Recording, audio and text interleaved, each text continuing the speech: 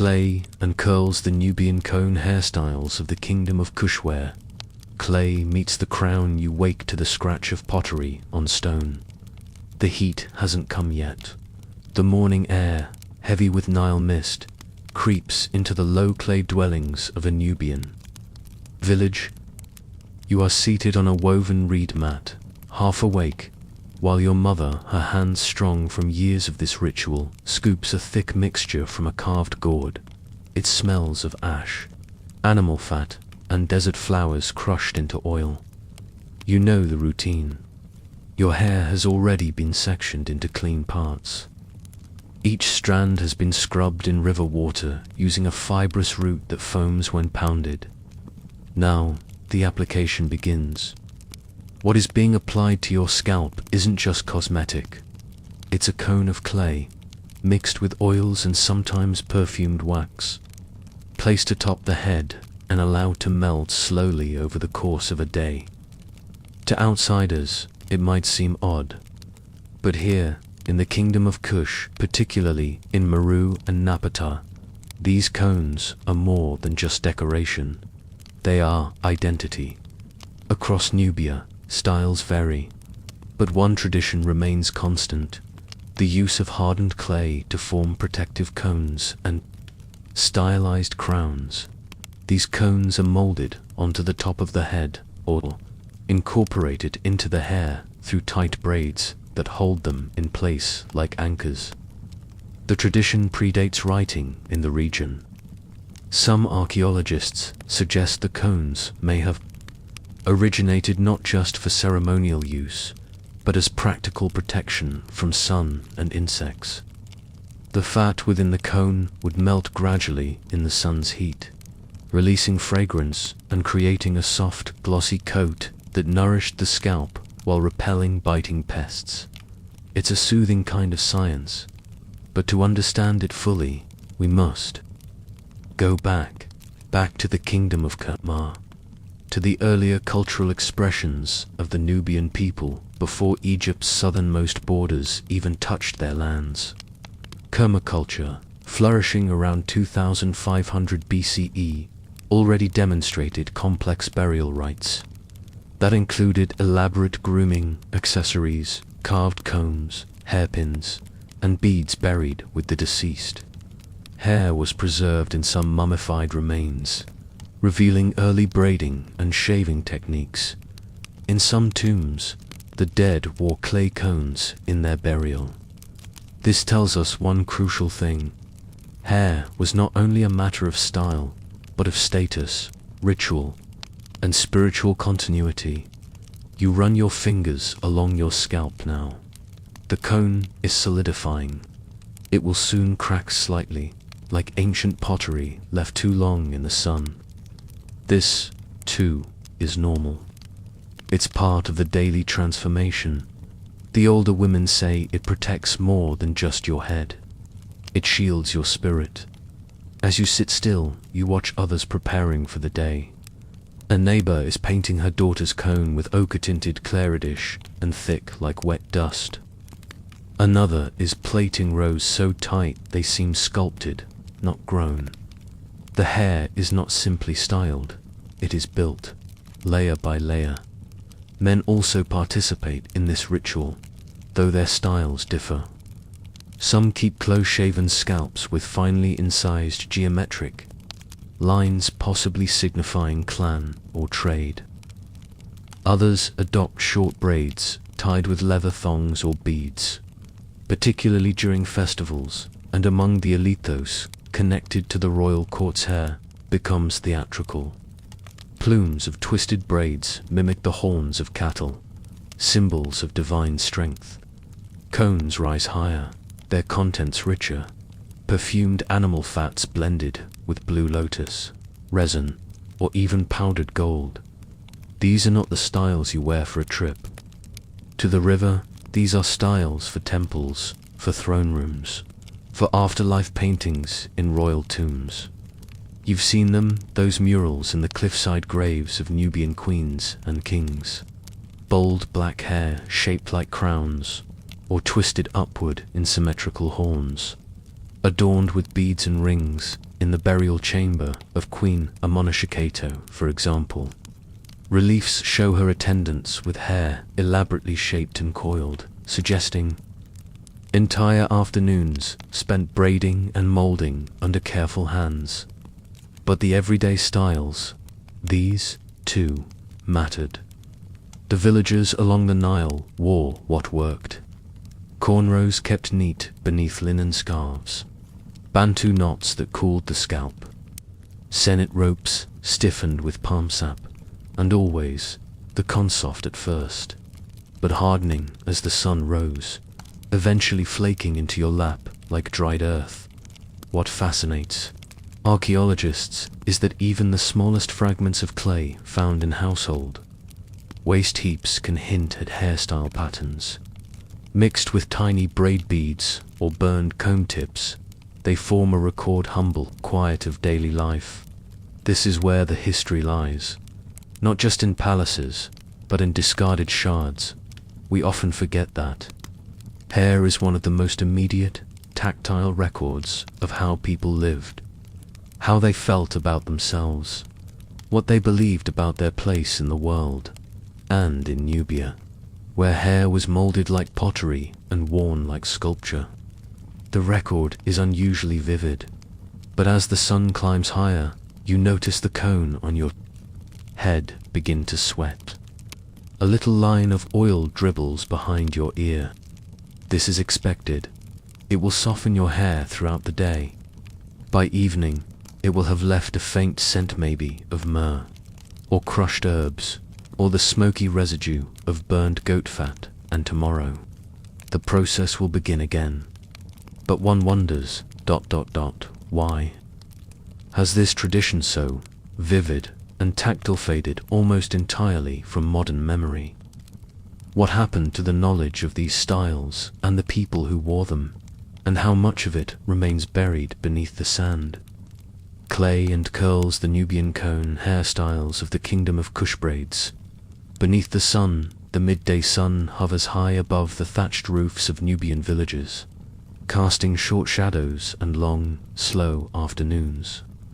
You've grown used to the weight of the clay cone pressing softly against your scalp. Its base has fused with the neat grid of braids below, each one stiffened slightly by the residual oils and ash embedded into the hair over days of wear. You are not alone in this experience. Across the kingdom of Kush, from the sandstone temples of Napata to the bustling courtyards of Meru, this style marks a shared rhythm.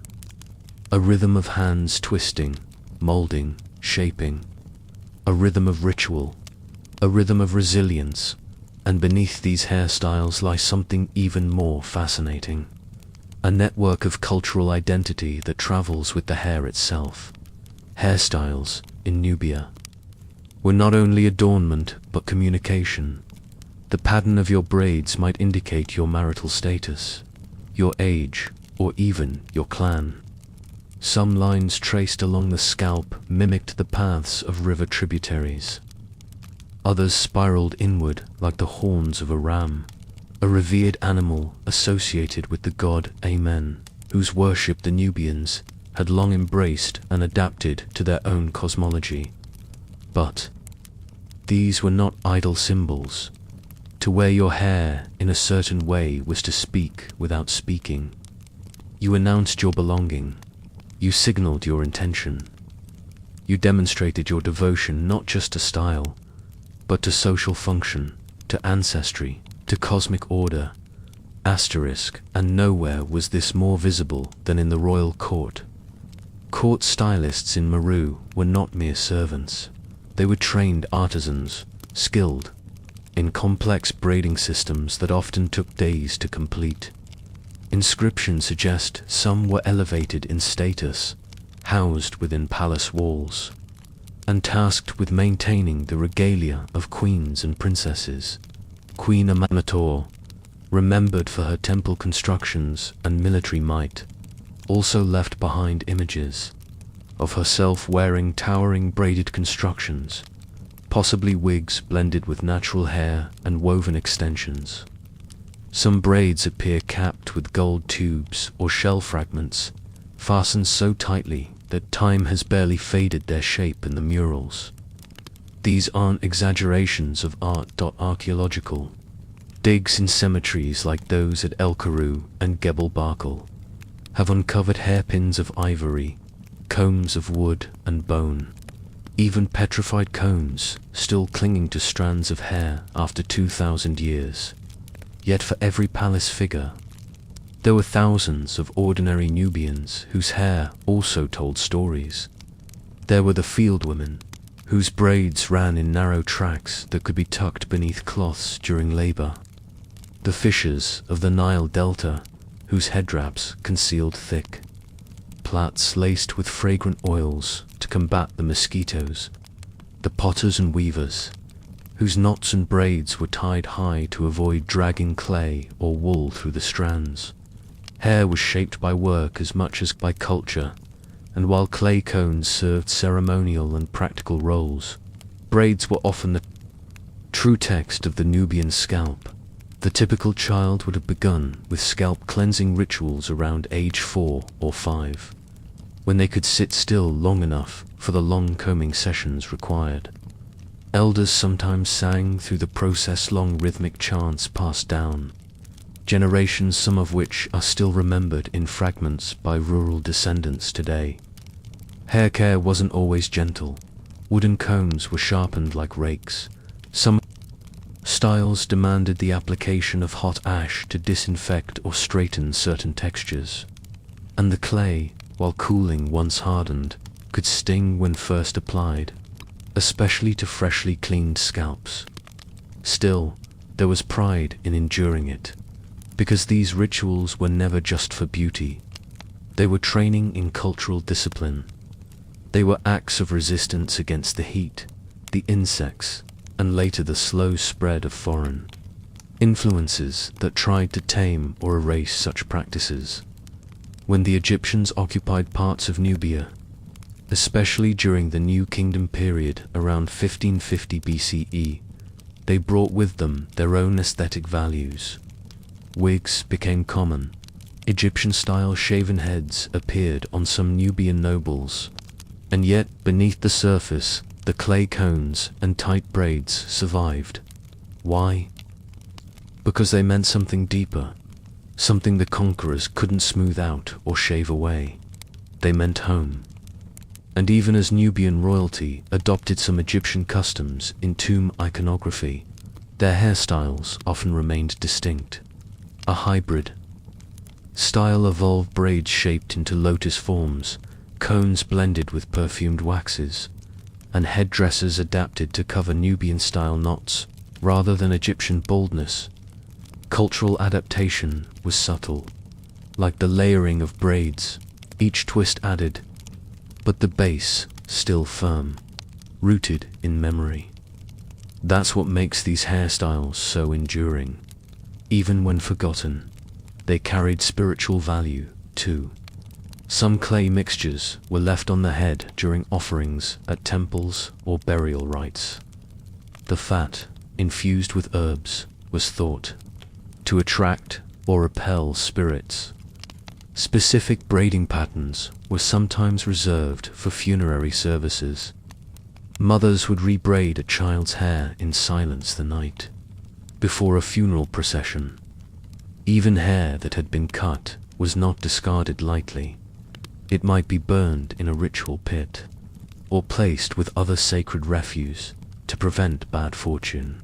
In some regions, hair was buried beneath the household floor to ensure protection, linking the person to the ancestors in the earth. All of this encoded in strands. And now, as you return from the river path, the clay on your cone has begun to show fine cracks along its side. Your braids itch slightly, and you know the evening rinse will bring relief. But before that, you'll join your neighbors for the weaving circle. Knot of baskets of stories. Each woman will take her turn braiding another's hair while sharing old tales, legends of queens, memories of drought, Gossip about the young couple on the western bank who've been seen walking together at dusk. And with each braid, another thread of history is added, not to the scalp alone, but to the culture. What does it mean that so much of this history, this ordinary, extraordinary intimacies, survived only in fragments? What more could we know if every strand had been recorded and every cone preserved? Clay and curls, the Nubian cone hairstyles of the kingdom of Kushwat, the clay left behind the evening returns, slowly. Shadows stretch long across the Nile's muddy banks. The cone atop your head has begun to crumble, flakes of clay brushing your shoulders like bits of old pottery, whispering away with the wind. In the fading gold of sunset, the scent of melted fat and river herbs lingers in the air. It's a scent you've grown up with, a scent your ancestors would recognize. You sit quietly, watching as the last braids are tied and tucked for the day. This is not just the close of a grooming ritual. It is the preservation of something much older, something carried forward in silence, repetition, and patience. The clay cone will be washed away with water from a shared jug. Tomorrow, a new one will be formed. Different, but the same. That's how memory works in places like this, through cycles. But not all memories survive. Because while clay was made to harden, human memory is not. For centuries, much of Nubian culture, especially the culture of women and of domestic life, was overlooked or even erased in historical records. Conquerors came and went. Languages shifted. Christianity arrived. Then Islam, then colonizers. With each new power, new standards of beauty, dress, and public behavior were imposed, and the old rituals slipped quietly underground. What survived, curiously, were the objects, the combs, the clay shards, the faint residue of fats left inside ceremonial bowls. Archaeologists, upon excavating graves from the Napatan and Meroitic periods, often found the remains of hairstyles preserved in dry desert conditions. Wigs, tightly braided and surprisingly intact, were buried beside their owners. Some cones had fossilized on the skull itself, their contents chemically altered but structurally visible. In one burial site, a woman was discovered with her scalp encased in a hardened dome of red clay, her hair still braided in concentric circles, protected for millennia by the very product she had worn daily in life.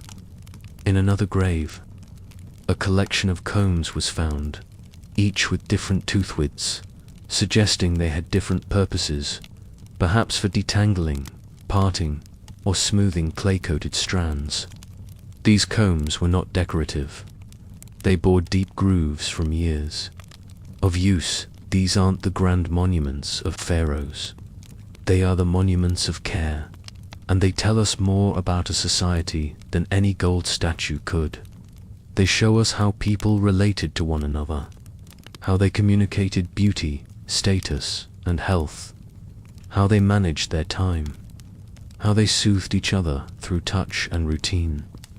Some modern researchers have traced the continued use of similar clay-based hair products in remote regions of Sudan, where elderly women still recall recipes from their mothers' and grandmothers' mixtures of shea butter, powdered bark, river clay, and palm oil. Though the clay cones themselves have largely disappeared, the methods persist in memory. This continuity, fragile as it is, offers a kind of resistance, a slow, quiet endurance. It's no wonder that Nubian women, and African women more broadly, become central to the study of global hair traditions. Their techniques, their tools, their inherited knowledge, then dismissed as domestic or unremarkable, are finally being re-examined for what they truly are: archives of touch and time. Even the simple act of braiding is being understood differently now. not just as a cosmetic gesture, but as a complex motor skill, a form of teaching, a bonding ritual between generations. Think of how many conversations happened between the strands, how many stories braided in silence, how many laughs and tears combed into those parts, and yet most of it is unrecorded. This isn't a failure of the Nubians. It's a failure of the way history has often been written from above, rather than from within. But a shift is happening. New generations of scholars, many from the region itself, are reinterpreting old findings, asking new questions about what those cones, and braids really meant. They are giving voice to the people behind the clay, and what we are learning is that Nubian hairstyles weren't frozen in time. They evolved constantly. They responded to climate, to trade, to ritual need. Clay compositions changed depending on season or social event. Hairdressers shared mixtures, modified them, guarded them like recipes.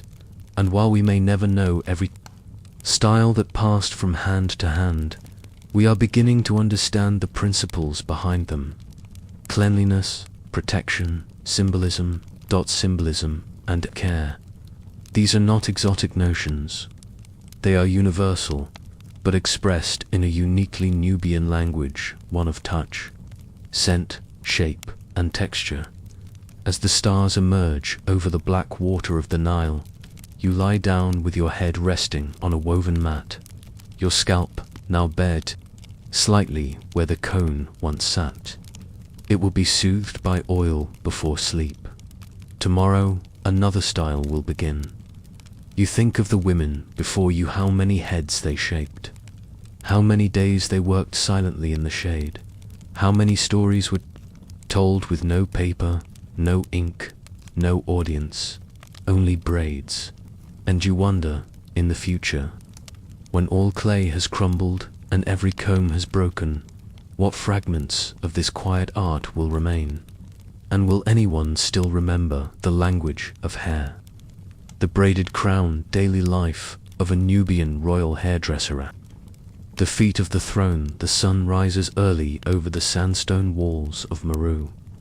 It washes the royal complex in golden light, casting long silhouettes of lotus-shaped pillars and lion statues across the stone floors. But deep within the palace, before any council convenes or priest prays, other form of ceremony begins. One that's quieter, one that smells of beeswax, crushed blossoms, and roasted fat. This is the hour of the hairdresser, and you are one. You're not a noble, not a warrior, not a priestess or a merchant, but in your hands lies a power that brushes past all of those ranks. You shape the very image of the queen. You, with your basket of combs, oils, and hairpins, are responsible for the daily construction of royalty itself. Your name will never be etched on stele. No statue will bear your likeness, but your touch will be preserved in every mural, every tomb carving, every memory passed down of a queen's divine appearance. Because in the kingdom of Kush, appearance was never accidental. You rise before the household stir. You're already at the palace gate, your tools slung in a linen wrap over your shoulder. You've boiled your hands in scented water, clipped your nails to short half-moons, and tied your hair back in a braided band so it won't fall into your work. You step past the inner courtyard, where water basins are filled for morning ablutions, and head toward the queen's private rooms. She is not yet awake. That's expected. The hair must be prepared before she opens her eyes. Asterisk inside her chamber. A servant brings you the hairpiece, the base wig that will be shaped and placed today. It's a frame of twisted braids made of human hair, collected over time and woven with flax fibers for durability. You run your fingers along the strands, feeling for weak points. You'll reinforce the base before the actual styling begins. Some days, the queen wears her own hair, tightly braided and coated in fat. Other days, a wig is added to achieve the desired height and drama. And always, always, it is your hands that transform raw hair into royal image. Your fingers move without thought. The parting comes first clean, symmetrical lines made with a bone tool sharpened over weeks of slow scraping. The combing follows, slow and firm.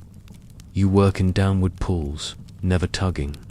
You learned early that even royalty winces when hair is pulled too hard. The oils you use are your own blend, a mixture of castor, crushed desert myrrh, and rendered goat fat aged for several days underground. The scent is subtle but unforgettable, smoky, floral, almost sweet. You rub it into the scalp, into each braid, sealing the strands from the rising heat outside. The hairstyle chosen today is known as the lotus spread, a crown of wide, petal-shaped braids fanning from the center like a sacred flower. It is a style associated with fertility, but also with common, important signal during times of palace tension. You begin braiding from the base, working outward, building the crown one coil at a time. Small gold beads are threaded into the outer layers, and a faint line of red ochre is brushed along the braid's curves for visual depth. You work quickly, but never hurriedly. A royal hairdresser must be swift and invisible precise, but secondary. You are not the artist. The queen is the art. Still, it's your patience that holds the illusion together. As you work, other attendants move about the room. Incense is lit. Linen robes are laid out. A tray of dates and thick beer is placed beside the queen's reclining bed, and then she stirs. You greet her silently, eyes lowered. She nods once.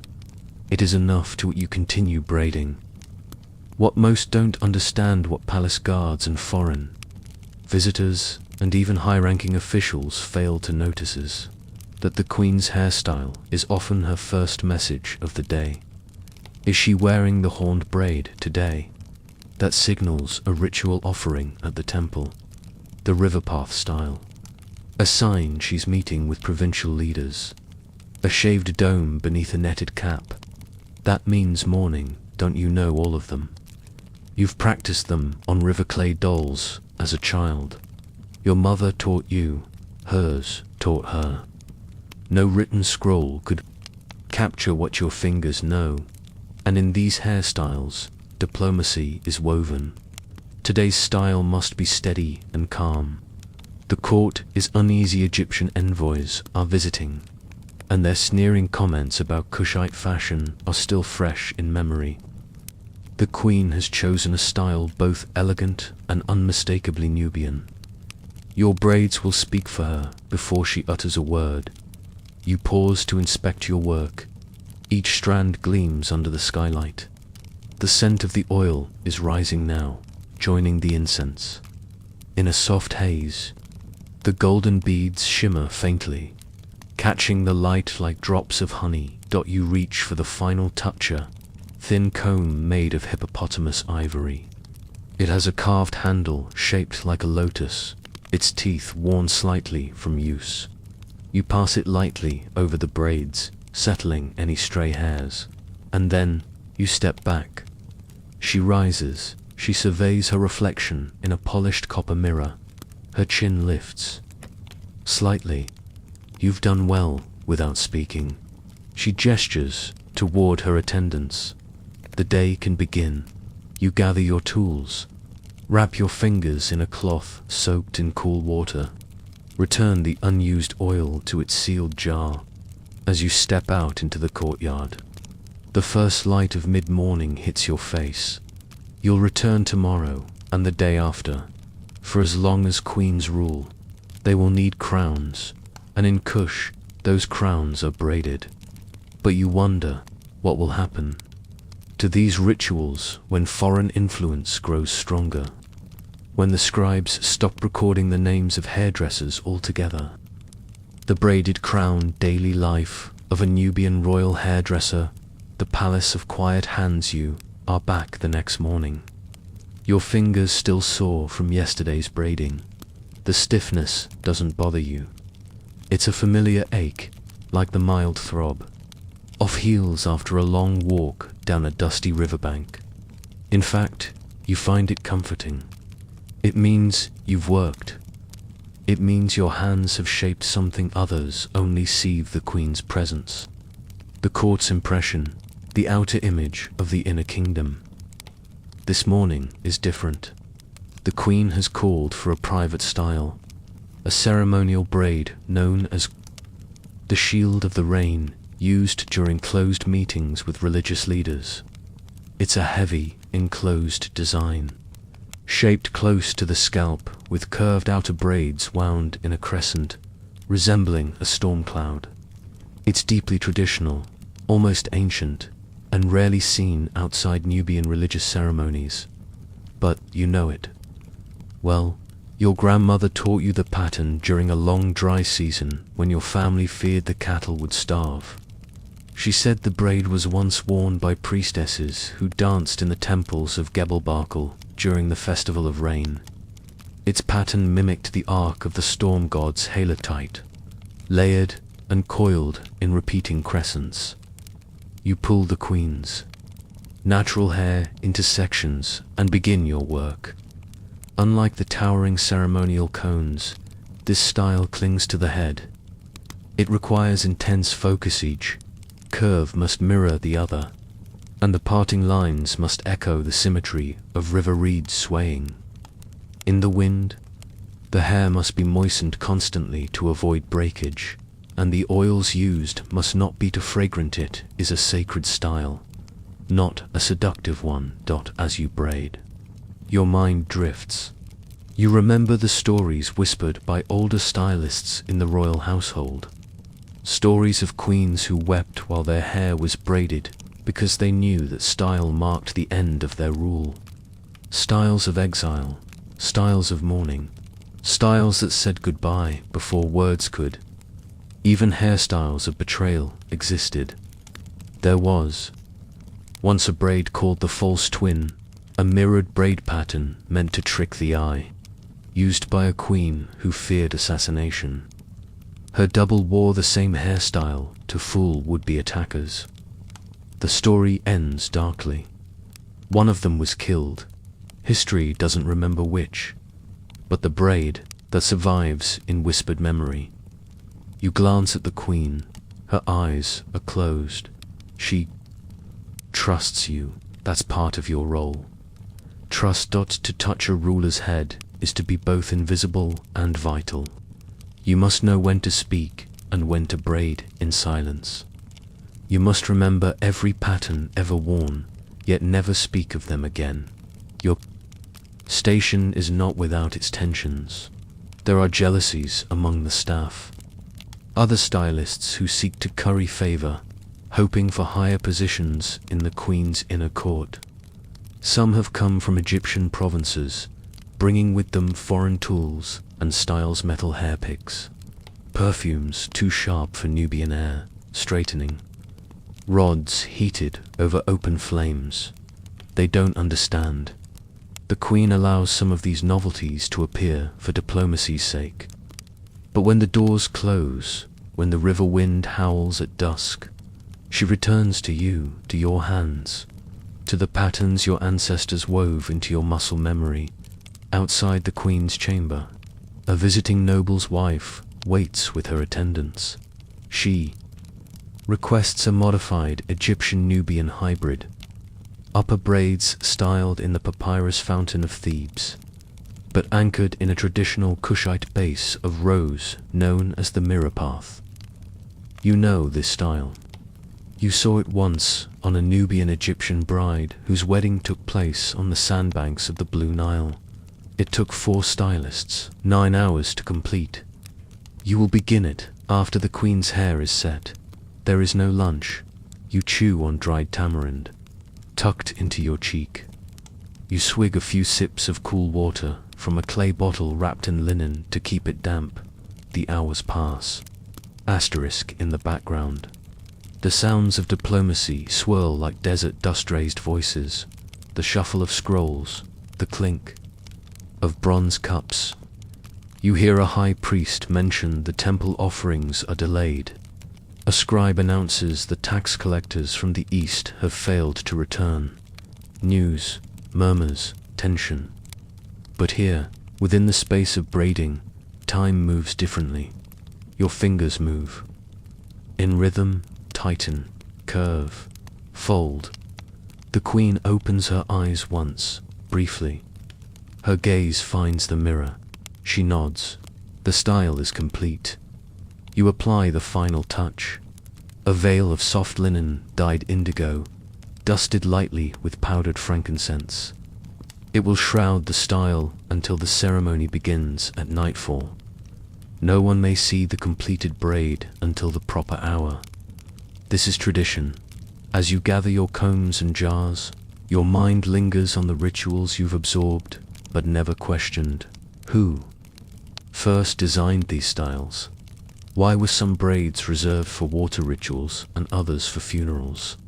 And what does it mean when those meanings are forgotten but the braids continue? The braided crown, daily life of a Nubian royal hairdresser, threads of power. Strands of memory, night falls over Meru. Asterisk the desert, once shimmering with light and noise, is now hushed under a sky full of stars. The queen has entered the temple, courtyard, her sacred hairstyle. The shield of the rain remains veiled beneath her indigo cloth, as protocol demands. But everyone present knows the significance of what lies beneath.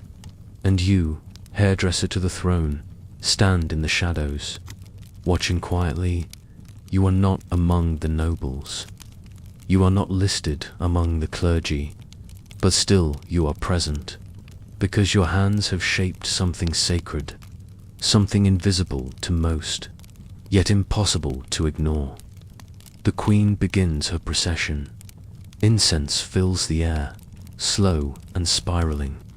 A chorus of priestesses hums an old melody about the river gods, the grain spirits, the unseen mothers buried beneath the silt of the Nile. As she walks, the veil is lifted. Gasps ripple through the crowd, not of surprise, but of recognition. The braid you shaped follows the ancient lines perfectly, tight to the scalp, symmetrical, curved like a storm cloud kissed by dawn. And though few would ever say it aloud, they know this braid was made with reverence. This is not mere beauty. This is continuity. The thread from the living to the dead, the mortal to the divine. When the ceremony ends, the queen departs through the side gate. Her guards encircle her like shadows, her steps measured, deliberate. But before she disappears into the marble corridors of the inner palace, her head turns, just slightly, a glance, acknowledgement. You bow deeply, and then, silently, you vanish into the night. Later, as you return to your own home on the outskirts of the palace complex, you untie your own braids with fingers stiff from hours of work. Your scalp tingles where sweat has dried beneath your head wrap. There is no gold on your comb, no palace robe waiting. But your role is just as permanent, because the braids you make, though they unravel, do not disappear. They live on in memory, in oil-stained linens, in the shimmer of ceremonial light, and in the long arc of history. Think of this, centuries from now, when Moreau's palaces have crumbled, when the temple walls are buried beneath the sands. Someone, perhaps an archaeologist, perhaps a descendant, will uncover a single ivory comb. Its teeth will be worn, its handle carved into the shape of a lotus or a lioness. And they will wonder, who used this? Who carved it? What head did it touch? And what story did it shape? They may never know your name. but they'll know your art, because long after kingdoms fall and dynasties fade and queens are forgotten, the hair remembers. The braids are gone, yes, but not erased. They are part of the crown of history itself, and so you rest, knowing tomorrow a new braid will begin. The fat and the flame Nubian ritual hairstyling techniques.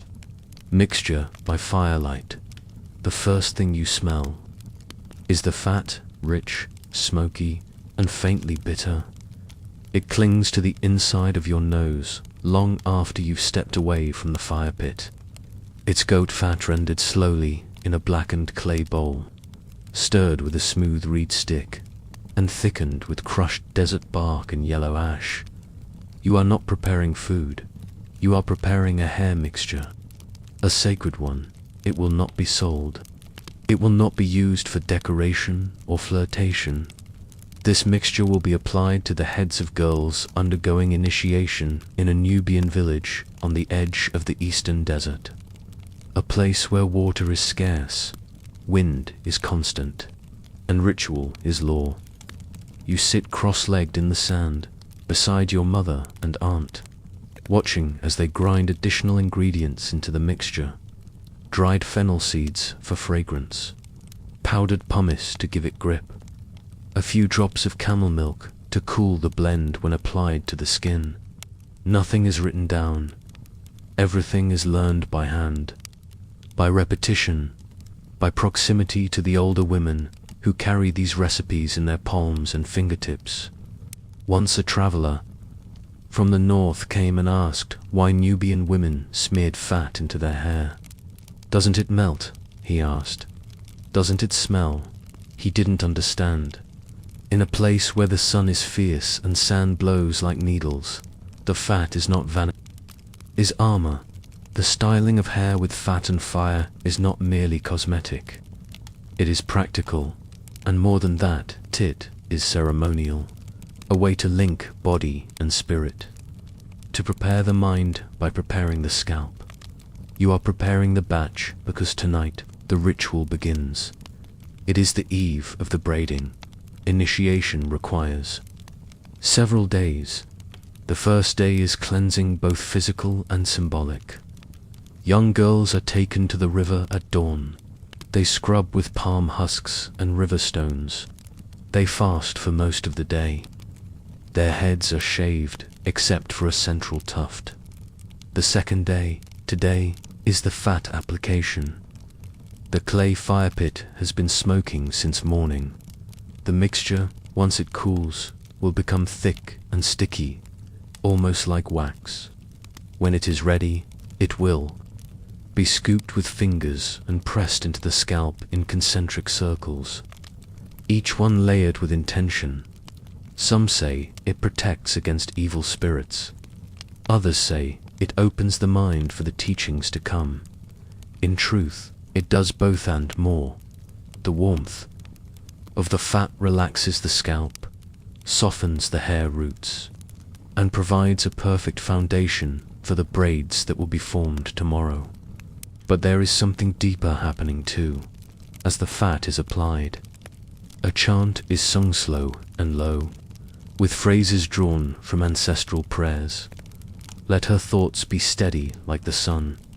Let her words be shaped like the braid. Let her path be curved, but never broken.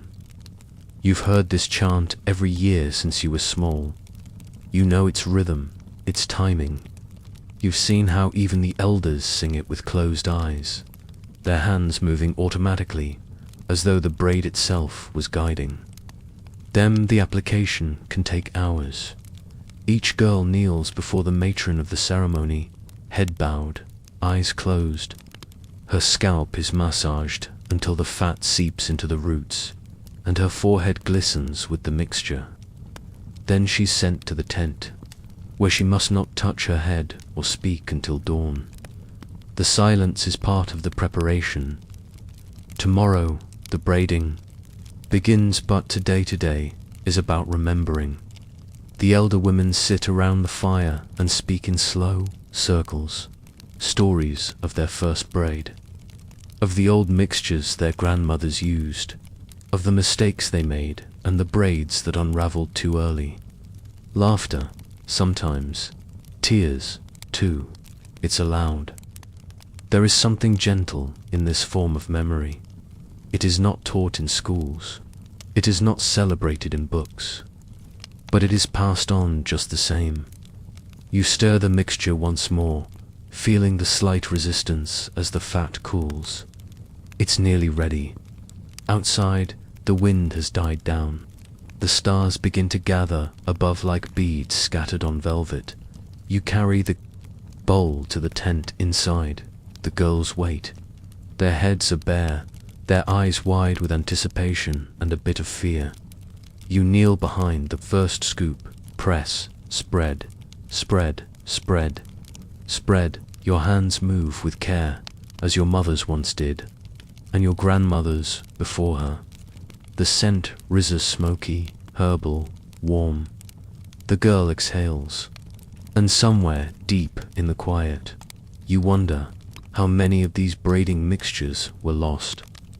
How many rituals vanished when the wind shifted, when colonizers arrived, when languages were forgotten, when the fires went cold. The fat and the flame Nubian ritual hairstyling techniques, the pattern of patience dawn breaks. But it is quiet. There are no loud songs, no sounds of goats in the fields. Even the usual morning chatter of the women fetching water from the river has softened to whispers, because today is a sacred day, the braiding day, and braiding is not rushed. The girls sit outside the ceremonial tent, their heads still slick with the fatty mixture prepared the night before. Overnight, the substance has cooled and hardened slightly.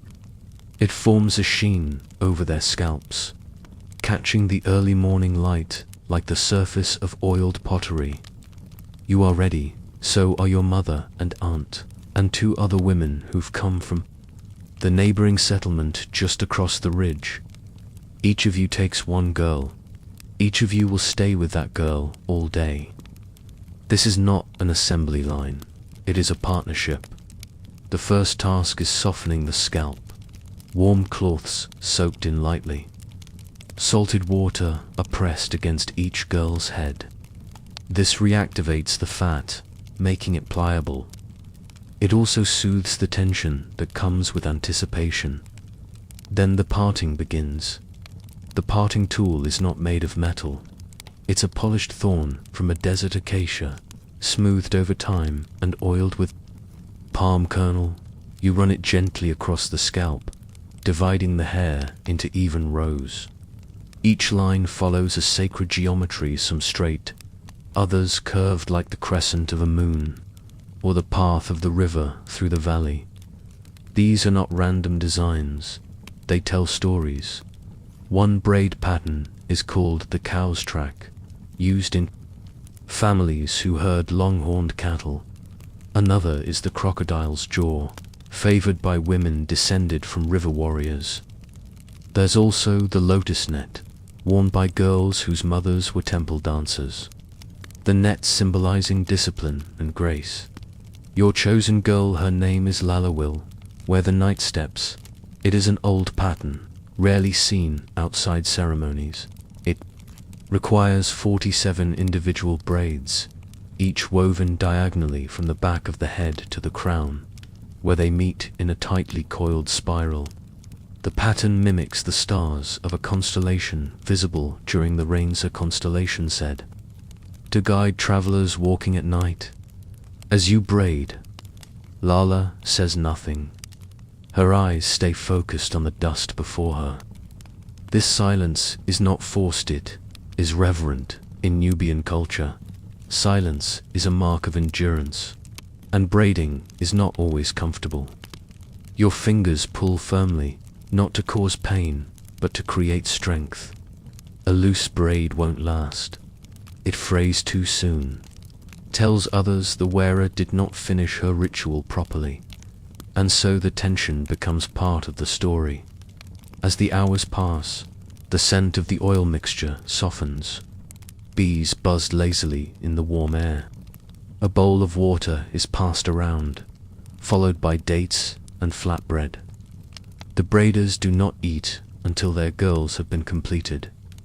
Midday comes, your fingers cramp. Still, you continue. Now the central spiral is forming each braid, tucking into the one beside it. You coat your fingers in a mixture of chalk and palm oil to reduce friction. A slight shimmer forms on Lala's crown. You insert a small decorative bead made of stone, not for ornament, but for balance. Its weight keeps the spiral tight.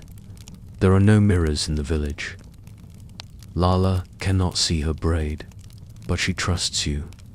When it's done, you press your palm against the center of her head. She bows forward, forehead to the mat. You cover her hair in a fine net of indigo cloth and step away. Now she is ready, but there is still one more step. That evening, the girls will walk through the center of the village, heads bowed beneath their veils. At the foot of the fire pit, now cold, they will stand before the elder who oversees the ritual. He will raise a calabash filled with scented smoke and fan it gently toward each girl. Then he will ask the question, "Who are you now?" Each girl must speak her new name, not her birth name, but the name she chooses as part of the rite. It may be her grandmother's. It may be the name of a river, or a star, or a memory. It may be something she invented that morning, but from that moment on, the name belongs to her, and her braid becomes part of that name. Not long ago, these rituals were nearly lost. When schools arrived under colonial rule, such practices were discouraged. Girls were taught to cover their heads quickly, to remove their braids, to use imported soaps and combs. Fat mixtures were labeled unclean. The acacia tools were burned, but not everywhere. Some villages, like this one, hid the rituals in plain sight. Women met under the pretense of communal cooking or mending. Children pretended to play, but were really watching, learning, memorizing. And now, slowly, these techniques return. Some young girls braid their dolls in night steps. Others mix oils in small jars after school, mimicking the scent they remember from their mother's hands. It is a quiet revival. No headlines, no monuments, just fingers remembering their path. But you pause and wonder if the patterns we pass down disappear from the head, but not the hands. Do they still survive? The fat and the flame Nubian ritual hairstyling techniques. When the last braid unravels, the village is quiet again. The sky is deep purple now, the kind of dusk that turns the river into a long mirror. The braiding is done, the chanting has ended, and the girls, Lala among them, walked barefoot in a slow, solemn line through the village center. Their heads are still veiled. Beneath the cloth, their scalps glisten with the hardened, oiled braids that were shaped over 12 long hours. You walk behind them, hands coated with a faint film of fat, soot, and oil. It will take days to wash off, but this is the cost of memory, of legacy, of the bond between fingers and culture. Tonight, Lala will sleep on a mat of rolled linen. Her head must remain still. No scratching, no adjusting, no complaints. The braid must set like a fired bowl in a kiln. That, too, is part of the ritual. And in the morning, she will unveil her head to the sun, a new name on her lips. A braid that holds a map no one else can read, but which her community understands entirely. Because in this braid are the teachings of her elders, the prayers of her aunt, the steady rhythm of your fingers, the patience of her mother, and the stories of the fire pit told long after the stew had boiled away. This braid will last weeks, maybe more. It will withstand river baths, cooking smoke, desert wind, And when it finally unravels, it will not be a loss. It will be a transition. You've seen this before. You saw it when your own braid was removed for the first time. When your grandmother sat beside you and cut the central bead from your spiral and said, "Now you must teach someone else." At the time, you thought she meant eventually. You didn't realize she meant tomorrow. But here you are, years later, passing on what was passed to you, in recipes with no measurements, in patterns, drawn by memory, not diagrams, in chants sung under your breath to keep your hands steady. You look at Lala now. She is seated in the dark, hands in her lap, veil still over her head, but she is glowing. Not with pride, she's too tired for that, but with something deeper, the quiet strength that comes from knowing you've carried something heavy and didn't drop it, that your head can hold history and still stay upright. In the coming weeks, you will see her walking differently. The braid changes posture. It is not just physical. It says, "I have endured." It says, "I belong now." But even the strongest braid unravels. Eventually the fat dries, the oils fade, the hair loosens, strands fall from their path, and someone, somewhere, will ask, what happens when the fire pit grows cold, when no one stirs the mixture, when the pattern is forgotten and the chant unlearned? That's the fear. But you also know something else. The braid may disappear, but not all at once. Sometimes one strand survives, a gesture, a scent, a rhythm of fingers passed through a child's hair on a warm afternoon. That's where history waits, not in books, but in the smallest repetitions, in the invisible hands that shape the visible world. So even when the last braid unravels, even when the last fat mixture is discarded and the thorn comb buried beneath the earth, something remains. It always does, and it will resurface, perhaps not as a ritual, perhaps not even as a braid, but as the memory of patience, of care, of hands that did something slowly without praise, because it mattered. And that is how the fat and the flame endure. Not in the temple, not in the museum, but in you. And now you wonder, quietly, when your hands are no longer steady, will carry the next bowl of warm oil to the fire. Combs of bone, grooming tools from the Nile Valley, the teeth of Taimu, are standing at a stall in the marketplace of ancient Napata. And there it is, again laid out on a folded piece of linen, glinting faintly in the morning light. A comb dot, simple, worn about the length of your hand, carved from the rib bone of a large animal, likely ox or antelope. The seller doesn't speak much. He doesn't need to.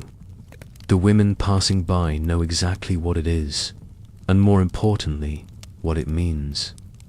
Because in this kingdom, a comb is not just a comb. It is a badge of dignity, a vessel of memory, and in some ways, a record keeper. The comb in front of you has 2 rows of teeth, one wide-spaced for detangling, one fine for smoothing and finishing. Its surface is polished from years of use, not shiny, just softened. At the top is a carved shape, barely visible now, a sun disk flanked by 2 horns, a sacred image. Maybe it once belonged to a priestess, or a mother of 7, or a queen's. Handmaid. No one really knows. Combs like this were common, but precious, passed down, often repaired, sometimes buried with the dead. Not for luxury, but for continuity. And there were many kinds. In Nubia's long history, from the Kerma period to the Christian kingdom's, combs evolved with the people. They were carved from bone, ivory, wood, even hardened clay. Some were decorated with simple lines, Others bore elaborate motifs, crocodiles, feathers, stars, or spirals. But what they all shared was this: a purpose rooted in daily ritual. The act of combing wasn't passive. It was deliberate. Done at dawn or at night. Done before prayers, before meetings, before battle. To groom the hair was to prepare the spirit. In households near the Nile, mothers would wake their daughters by running the blunt edge of a wooden comb across the scalp, not to hurt, but to rouse. A soft scrape, a tug, a rhythm, that's how days began. That's how memory was shaped. You likely wouldn't find these combs in a tomb catalogue or a royal inventory, but you would find them in nearly every domestic burial site, tucked beside skulls, slipped under shoulders, placed at the foot of linen-wrapped bodies, because even the dead needed their tools. And archaeologists today are learning to read these combs like manuscripts. Some still carry residue, traces of hair oil, sand embedded between the teeth, splinters worn smooth from constant use. In one site near Castel, a comb was found with a single human hair still wound through it, thousands of years old, black and wiry, preserved by arid air and luck. Imagine that, one hair, still holding on. Who did it belong to? Were they young, old, joyful, tired? Did they comb their hair for ceremony, or just to keep it neat? You trace your fingers along the teeth of a replica comb and feel their precision. These weren't crudely hacked. They were carved with carousing tools made from the same materials, smoothed by fire, ground with stone. Some comb makers were specialists, others were family members. A boy might carve one for his sister, a wife for her husband. The shape might be practical, but the gesture was intimate. It wasn't just about looking good. It was about being whole. Even among royalty. The act of combing one's hair, especially before public appearance, was a ritual act of composure. The historian Diodorus, writing centuries later, noted that the Nubians, he observed, took great care of the hair and beard, regarding the grooming process as a matter of self-respect rather than beauty. That's why, in temples and tomb paintings, even divine figures are shown with combed hair. Smooth braids, symmetrical lines, precise shapes, because gods do not appear unkempt. But combs weren't always gentle. A new comb could hurt, especially on thick, tangled hair. Children feared them. Some elders used the comb as a test of readiness. In fact, many believed that the comb absorbed the thoughts and memories of its user. To gift someone a comb was to give them part of yourself. That's why combs were rarely sold second-hand. To use a stranger's comb was like reading a page, torn from someone's journal. You wouldn't understand the full story, but you'd feel it. Today, museums keep combs behind glass, cleaned, measured, labeled, but in doing so, they often lose the texture of the original, the way the handle wore.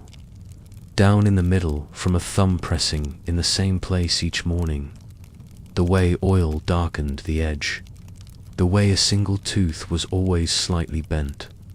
Those imperfections, that's the real story, because no two heads are the same, and no two combs are shaped exactly alike, even if they begin from the same rib bone or tree branch.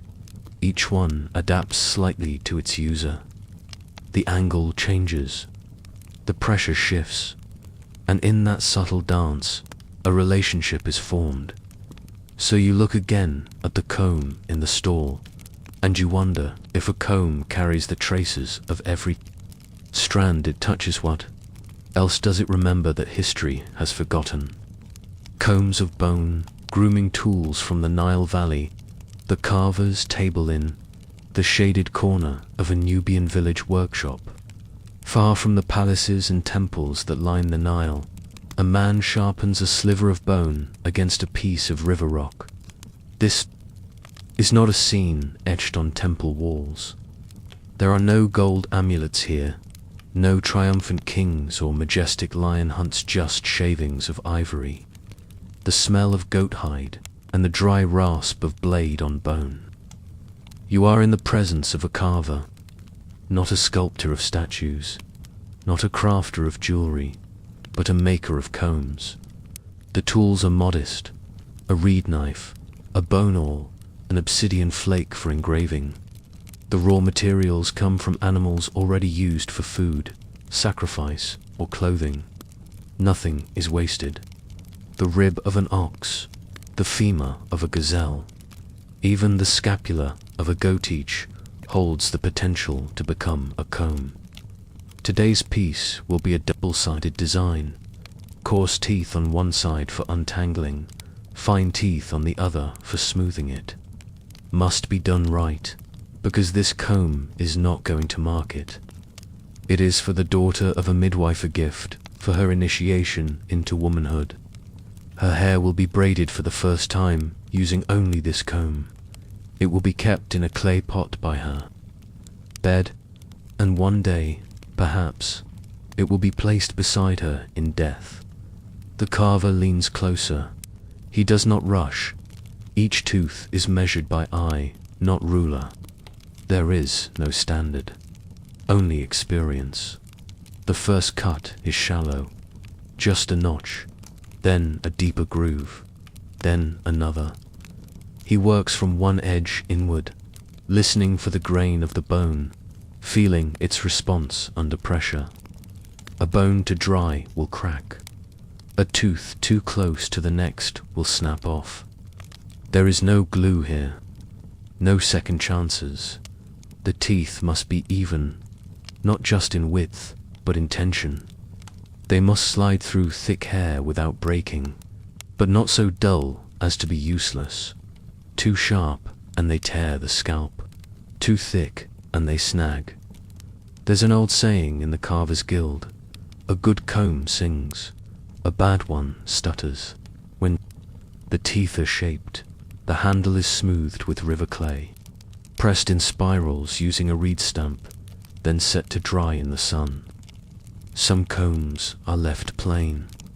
Others receive symbols, protective marks carved into the top: the eye of Horus, a rising sun, or a pair of fish. These are not just decoration, they are blessings. Carvers are not considered holy men, but they do understand that their work touches the head, and the head is sacred. What enters the mind must pass through the crown, and so the comb becomes an object of quiet power. There is no ceremony to its creation, but when the midwife arrives at dusk, she accepts it with 2 hands and a bowed head. She places it in a basket lined with linen and palm leaves. She will not use it until the appointed day, but tonight she will sleep beside it. Tomorrow she will show it to her daughter. The girl will run her fingers along the carved handle. She will count the teeth. She may even hold it against her cheek to feel the coolness of the bone. And one day, perhaps, she will give it to her own child. These combs last on in burial sites. Across Nubia, especially around Kerma and Pharaoh's, archaeologists have uncovered combs with signs of long-term use. Some show grooves worn so deep that the central handle is nearly split in 2. Others have had their teeth replaced, painstakingly repaired with wood or ivory from another comb. One burial site even revealed a comb wrapped in linen and tucked inside a basket of medicinal herbs. Alongside it, a sharpened bone awl and a ball of twine, perhaps, the tools of a fellow carver, buried with the objects that defined his quiet life. You wonder what he looked like. Did he sit cross-legged like the carvers today? Did he hum while he worked? Did he speak to the bone as he shaped it, as some still do? We may never know, because these tools so central to daily life were rarely recorded in grand inscriptions. The scribes focused on kings and gods, not combs, but what they missed. You now see. Because when you hold one of these ancient combs, in your hand even, a broken one, you can feel the pulse of the person who made it. You can sense the patience it required, the steadiness, the care, the desire to create something both beautiful and useful, something humble but lasting. And you begin to realize that every comb tells two stories, one of the hair it shaped, and one of the hands that shaped it. But now you wonder, if the carvers were never named in the temple scrolls, how many of the man their stories have vanished without a trace. Combs of bone, grooming tools from the Nile Valley, buried with the comb. The burial chamber is narrow, low, and silent. You crouch to enter. The air is dry, powdery with dust and time. A line of pottery jars sits neatly along the eastern wall, their contents long since vanished. A set of sandals rests beneath a woven mat, but it is something smaller, humbler, that catches your eye. A comb, worn, brittle, resting near the base of a skull, its teeth half broken. Others, curved inward from centuries of pressure, still cling faintly to a few strands of hair, curled like dried grass. It was buried with care. The body belongs to a woman middle-aged, according to the archaeologists, likely a commoner, not a priestess, not nobility, but someone who mattered, someone whose final journey required a familiar tool by her side. The comb isn't decorative. It bears no royal iconography, just a faded circle carved into its handle, perhaps a sun, or perhaps just a maker's mark. It was used until it could no longer function perfectly, then used a little more. Its handle is smoothed into an oval by years of gripping. The base of one tooth has been tied with linen, thread, and old repair. It is in every way an ordinary object, and yet there it is, beside her head, as if she might need it again. In Nubian burial traditions, especially during the later Meroitic period, personal items often accompanied the dead, not because they were valuable in the market sense, but because they were valuable in the memory sense. A child's toy, a spindle, a fishing hook, a prayer bead, and yes, a comb. To us, these items may seem mundane, but to the people who lived, breathed, and worked under the fierce sun of the Nile Valley, they were lifelines, extensions of self, quiet symbols of identity. Think about the comb again. How many mornings did she use it? How many times did it pass through her daughter's hair, or her sister's before a wedding, or her own in the still dark before market day? Was it a gift, a dowry piece, a final remembrance from her mother? And why did she ask to be buried with it? Some say the comb helped guide the soul, that grooming the head, even in death, was part of entering the next world with dignity. Others argue it was practically a loved one, ensuring the deceased had all she needed to remain whole in spirit. Either way, it matters, because the comb survives when so many words have been lost, when so many names have faded from stone and scroll, when so many grand monuments crumble, this humble tool endures. You think again of the carvers, of the market sellers, of the women who sang softly as they combed their children's hair in the long hours before the sun rose too high. They never thought of themselves as historians, but they were. Every comb passed hand to hand was a vessel of memory, a tool of care, a sign of presence. Even the fragments tell stories. In one museum, a Nubian comb is displayed beneath a magnifying lens. Visitors pass by quickly. Some don't stop, Others glance and move on. But those who linger notice the details. The notches, worn in rhythm, the tiny decorative dots along the spine, the residue of oil that still clings faintly to its surface. It smells like earth and smoke and time, and you realize it doesn't take a monument to be remembered. Sometimes it takes a comb. So tonight, as you sit in your own quiet space, far from any Nile, with your own tools and your own rituals, you reach for your comb, and without thinking, run it gently through your hair, and maybe, just for a moment, you feel the echo of her hands in yours, the sand and the scalp. Nubian hairstyles in wartime, the warriors, not the drums are faint at first, just a dull throb carried on the wind from the western cliffs. But every woman in the village recognizes the rhythm. It's not music, it's a warning. Somewhere beyond the ridge, a skirmish has begun, perhaps with a rival village, perhaps with nomadic raiders who travel by starlight and vanish by dawn. No one knows. What they do know is this: it's time to prepare. And not just weapons, not just grain, not just water. Hair must be prepared too. You wouldn't think of it at first. In modern war, there is no space for such concerns. But in the Nubian frontier centuries, before the Christian kingdoms, before the Romans pushed southward, your hair was part of your readiness. Just like your sandals, your blade, your strength, because hair in wartime was not just a style, it was strategy. You, a young daughter of a herder and a potter, kneel in the shadow of the palm huts as your mother fingers your scalp. Her hands are fast tugging and twisting your hair into rows that feel tighter than usual. Her thumb presses hard against your crown, securing each section with a paste made of resin and ashdot.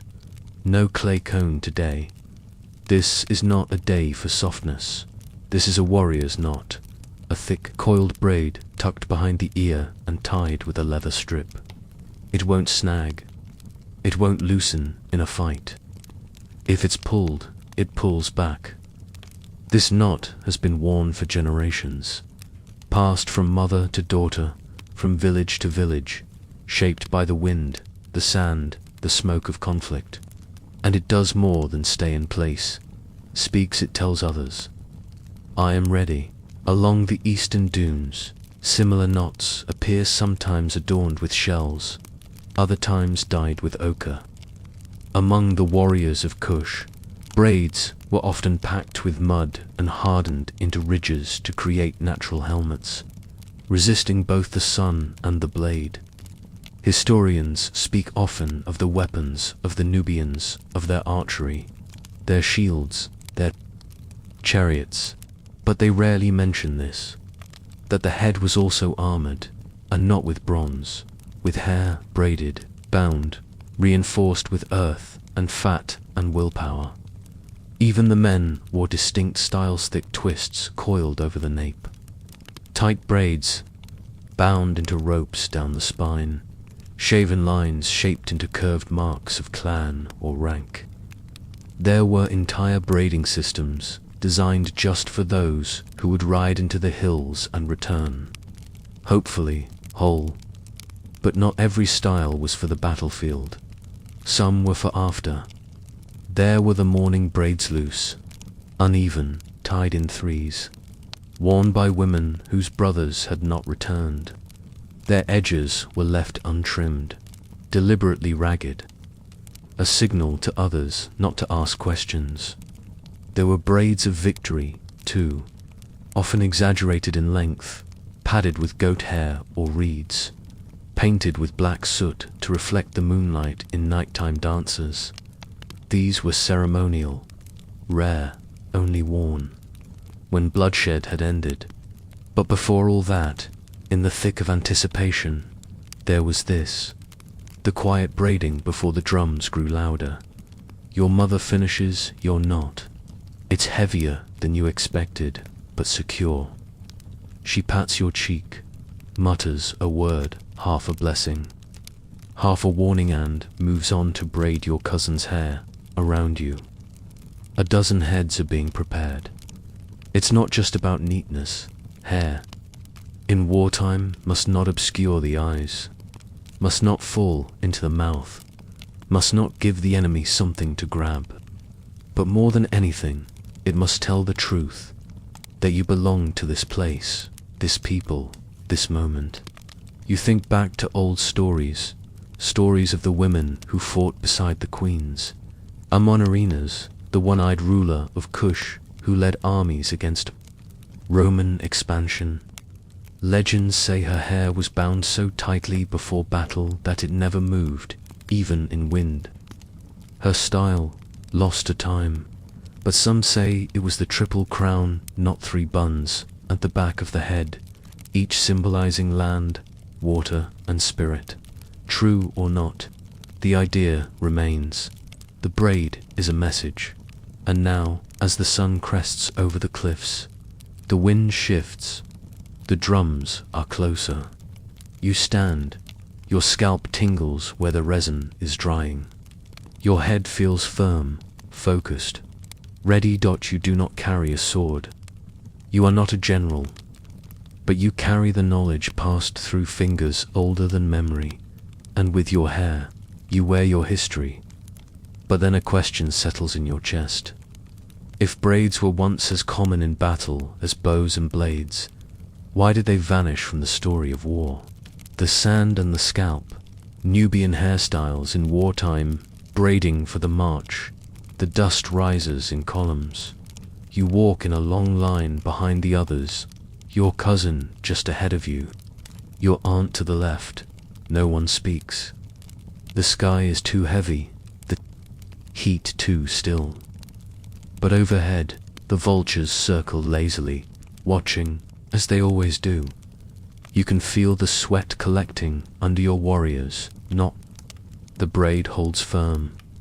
The resin has hardened into a shell at the base, as it's meant to. It scratches slightly behind your ear, but that discomfort is expected, even welcome, because pain means preparation. And preparation is survival. Ahead of you, the men walk in formation, some with shields of stretched hide, others with bows wrapped in cloth. Their heads are shaved at the sides, with a single braid trailing down like a mark of continuity, one that says, I came from somewhere. I belong to someone. Their hairstyles vary, even in this small band. One man has a crown of tight spiral knots, dusted with charcoal. Another, older, wears his hair bound in a low roll across the Nepan old-fashioned style, but one that commands quiet respect. You know it means he survived more than one season of war. Even among warriors, hair tells you what words do not. This march will last days, maybe more. You'll cross cracked salt flats, dry riverbeds, fields of brittle grasses, where no camel treads. The sky will offer no shade. There are no temples out here, no murals to record your presence. But still, your hair remains the same, sculpted memory of where you come from. And there are rules, every few days. When the caravan halts, the braids must be checked. Fraying is a sign of weakness, not just of the braid, but of the person. Dust buildup can cause infection. Unraveled knots are seen as bad omens. So, in the fading evening, after campfires are lit and the cooking pots begin to rattle, the women sit in a circle and rebind the edges. You do this for your cousin tonight. Her knot has loosened slightly. You open your satchel and take out the bone-handled comb you carried from home. Its teeth are stained red from ochre powder.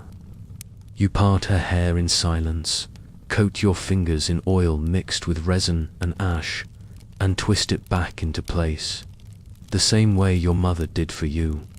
The fire crackles. A distant cough echoes from the sleeping men. Somewhere beyond, the desert breathes, softly, as if listening.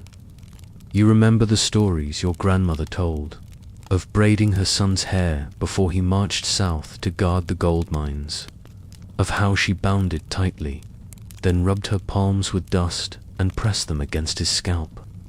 "So the gods will know where you came from," she said. And you know now what she meant. Because in war, your body changes.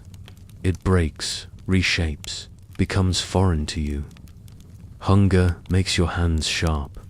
Fear narrows your eyes. Even joy becomes a kind of rebellion. But your hair, that stubborn memory above your brow, remains yours. If you protect it, there's power in that. That's why the braids are sacred. In some villages, when a soldier returns after a long march, his wife or mother will unbraid his hair slowly, silently, washing it with river water warmed by sunlight. This isn't just cleansing. It's witnessing. To unbraid someone is to say, "I see what you endured." But not everyone returns. Asterisk, and not every braid gets undone. Sometimes the bodies come back wrapped in linen, heads shaved clean by fire or fate. Other times, a single braid scorched or broken is all that survives. Carried home like a relic, buried under stone. Historians will write of battles. They'll name the leaders, the treaties, the iron weapons. They won't name the braids. They won't speak of the resin paste that kept your cousin's hair out of her eyes when she needed to see danger coming. They won't remember how you reknotted your own braid by feel, in the dark, without a mirror, because you needed your head to feel right before walking into the unknown. But you remember, you always will, asterisk, because you understand now, a braid is a tether, not just to your people, but to your sense of self. Even when you have nothing, no shield, no food, no way home, you still have your hair. And when it's bound, you're not just dressed, you're anchored. But even so, you find yourself wondering how. Many warriors died with their braids still intact, and how many were buried without anyone left to undo them. The sand and the scalp, Nubian hairstyles in wartime. The final braid, the march, is over. Asterisk, not because the war has ended, but because the war has moved. Elsewhere, somewhere distant, for now at least, you return not with victory, but with absence. There are fewer of you than when you left. The lines of the caravan are shorter, the voices quieter, the braids heavier, and you are tired, not just your body but your scalp. It aches beneath the tightness of the knot that's held your hair for nearly 2 weeks. You can feel dust pressed into the roots, resin turned brittle, threads of leather, starting to fray, but you haven't touched it yet. Not until the ceremony. You sit beside your cousin at the village edge. Neither of you speaks. A basin of warm water rests between you, the surface still, the sun is low. The smell of cooking grain floats in from the huts, and somewhere nearby a baby is crying, not loudly, just enough to remind you the world continues. It's time to undo the braid, but there is a process. There always is. First you dip your fingers in the water and gently press them against your hairline. The resin softens, the dust lifts. You massage slowly, feeling the ache ebb. Then you lift the commit's teeth, slightly chipped now, and begin to unwind. The knot it resists at first. Your cousin does the same. Across the village, a dozen other women do, too. Some weep as they unbraid. Some hum quietly. Some sit with their eyes closed, remembering who they were before they tied the first knot. This is not vanity. This is mourning. This is healing. This is how the scalp learns to breathe again. You reach the base of the braid, the center, point and pause, because This is the last twist. The one you did yourself. The one you tied with trembling fingers the night before the march, thinking, will I come back with this still on my head? And you did, so you untwist it carefully, reverently unplaced the comb on your lap. In Nubian culture, a braid is a cycle. You begin it, you carry it, and you return to its start. Some say that's how time works, to not in lines, but in loops. That's why the final braid matters, because when you undo it, you're not just ending a style, you're closing a chapter. In old stories, it's said that the gods themselves wore braids of starlight and dust, and when they descended to the earth, their braids unraveled into rivers. The Nile, they said, was just one long braid unspooling into the sea. True or not, it feels that way now. Your hair, released from its coil, falls in uneven strands across your shoulders. It smells of fire, of resin, of time, and yet it's still yours, and somehow that feels like victory. Later that evening, in the gathering space near the central hearth, you and the others sit in silence as the elders prepare the oils. No talking, no gestures. Just the sound of fat melting in clay pots, herbs being crushed between stones, water boiling over charred logs. The first post-war braid will begin at moonrise. Not a warrior's, not a healing braid. It's looser, softer, meant not to protect, but to restore. It follows no strategic pattern, only what your scalp allows. The parting lines are curved like water. The braids sit low against the head, not pulled. The oil used is floral, not spiced. There are no shells, no beads, only quiet as your aunt's. Hands move through your hair. You feel sleep begin to pull at your shoulders. Not exhaustion, release. You think again of the others who did not return. You wonder who, if anyone, will unbraid their final knots. You wonder if their combs were buried with them, if someone will find them one day in a tomb or beneath a collapsed hut, and know that someone once cared enough to braid their hair with patience, because war is not just about weapons. It is about memory and hair fragile, overlooked easily. Burned is one of the last things to survive. A lock in a grave, a thread in a bead, a curl pressed into mud, preserved by accident. And so, as you close your eyes beneath the firelight, you think, the world will not remember your braid, but it will remember something shaped by it, and maybe, long from now, when someone else ties their hair with trembling hands before their own battle, they'll feel your echo there, quiet, but steady, guiding them home. Red ochre and river baths, Nubian hair care in the dry season dust. Water and the color of belonging, the rain has not come. The fields lie cracked and pale, beneath a sun that seems to hover endlessly overhead.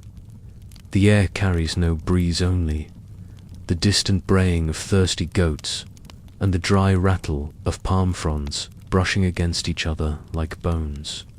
You rise early before the heat becomes punishing. Your feet are sore from yesterday's walk to the upper riverbank, but the pot on your head is still balanced, still half full. You carried water not just to drink, but for something more urgent. Your hair needs washing. It's not vanity, it's necessity. In the dry season, the dust settles into everything: clothes, food, skin. But it burrows deepest into the scalp, mixing with sweat, coating each strand until your head feels stiff, your breath short.